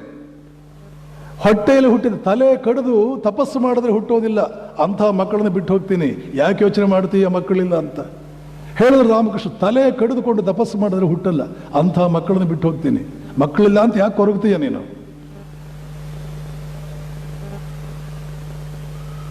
ಹೀಗೆ ವಿಚಾರ ಮಾಡ್ತಾ ಬಂದರೆ ಶಾರದಾ ಮಾತೆಯ ಜೀವನ ಅತ್ಯಂತ ಇವತ್ತಿನ ಸನ್ನಿವೇಶಕ್ಕೆ ನಮಗೆ ಪ್ರಸ್ತುತವಾಗುವಂತಹ ಹಲವಾರು ಅಂಶಗಳು ನಮಗೆ ಗೊತ್ತಾಗುತ್ತೆ. ಮನುಷ್ಯನಾದವನು 1000 ರೀತಿಯಲ್ಲಿ ಸುಖ ಪಡಬಹುದು. ನೆನ್ನೆ ಪ್ರಾರಂಭ ಮಾಡಿದ್ದೆ ನಾನು ಹಾಗೆ. ಕೆಲವರಿಗೆ ಕೂದಲು ಹೇಗೋ ಇಟ್ಕೊಳ್ಳೋದು ಒಂದು ಸುಖ, ಕೆಲವರಿಗೆ ಬಟ್ಟೆ ಹೇಗೋ ಇಟ್ಕೊಳ್ಳೋದು ಸುಖ. 1000 ರೀತಿಯಲ್ಲಿ ಸುಖ ಪಡಬಹುದು. ಆದರೆ ಅವನದೆಲ್ಲ ತಿಳ್ಕೋಬೇಕು, ಆ ರಹಸ್ಯಗಳನ್ನು ತಿಳ್ಕೊಳ್ಬೇಕು. ಕೇವಲ ಮೃದುವಾದ್ರಲ್ಲಿ ಸುಖ ಇದೆ ಅಂತಲ್ಲ, ಭಯಾನಕವಾದ್ರಲ್ಲಿ ಸುಖ ಇದೆ, ಸ್ಮಶಾನದಲ್ಲಿ ಸುಖ ಇದೆ, ಮೃತ್ಯುವಿನಲ್ಲಿ ಸುಖ ಇದೆ, ಕಷ್ಟಗಳಲ್ಲಿ ಸುಖ ಇದೆ, ನಮ್ಮನ್ನು ನಾವು ಕಳ್ಕೊಳ್ಳೋದ್ರಲ್ಲೇ ಸುಖ ಇದೆ. ಹೀಗೂ ಕೂಡ ಸುಖ ಪಡೋದಕ್ಕೆ ದಾರಿ ಇದೆ ಅಂತ ಧೀರತೆಯ ಮಾರ್ಗ ದಿವ್ಯತ್ರೆಯರು ತೋರಿಸೋದಕ್ಕೆ ಬಂದಿತ್ತು. ಅದನ್ನು ತಿಳ್ಕೊಳ್ಳೋಣ. ಸ್ವಲ್ಪ ಮಟ್ಟಿಗೆ ಜೀವನದಲ್ಲಿ ಇನ್ನು ಮುಂದೆ ದೃಷ್ಟಿಕೋನಗಳನ್ನು ಬದಲಾವಣೆ ಮಾಡಿಕೊಳ್ಳೋಣ, ಸಿದ್ಧಾಂತಗಳನ್ನು ಬದಲಾವಣೆ ಮಾಡಿಕೊಳ್ಳೋಣ. ಸ್ವಲ್ಪ ನಂಬಿಕೆಗಳನ್ನು, ನಮ್ಮ ಕಾನ್ಸೆಪ್ಟ್ಸ್ನ ಸ್ವಲ್ಪ ಬದಲಾವಣೆ ಮಾಡಿಕೊಂಡ್ರೆ, ಒಂದೊಂದು ಮನೆ ತನ್ನ ಮೂಲಕ ಒಂಚೂರು ಬದಲಾವಣೆಯಾದರೆ ಆಶ್ರಮ ಆಗಿದ್ದಕ್ಕೆ ಮತ್ತು ಇಂಥ ವಿಚಾರಗಳನ್ನೆಲ್ಲ ಇಲ್ಲಿ ಚರ್ಚೆಗೆ ಇಟ್ಟಿದ್ದಕ್ಕೆ ಸಾರ್ಥಕವಾಗುತ್ತೆ ಅಂತ ಹೇಳಿ, ದಿವ್ಯತ್ರೆಯರ ಕೃಪಾಶೀರ್ವಾದದಿಂದ ನನಗೆ ನಿಮಗೆಲ್ಲರಿಗೂ ಒಳ್ಳೆಯದಾಗಲಿ ಅಂತ ಹೇಳಿ ಮಾತುಗಳಿಗೆ ಮುಕ್ತಾಯವನ್ನು ಹಾಡ್ತೇನೆ. ಓಂ ತತ್ಸತ್. ಶ್ರೀರಾಮಕೃಷ್ಣಾರ್ಪಣಮಸ್ತು.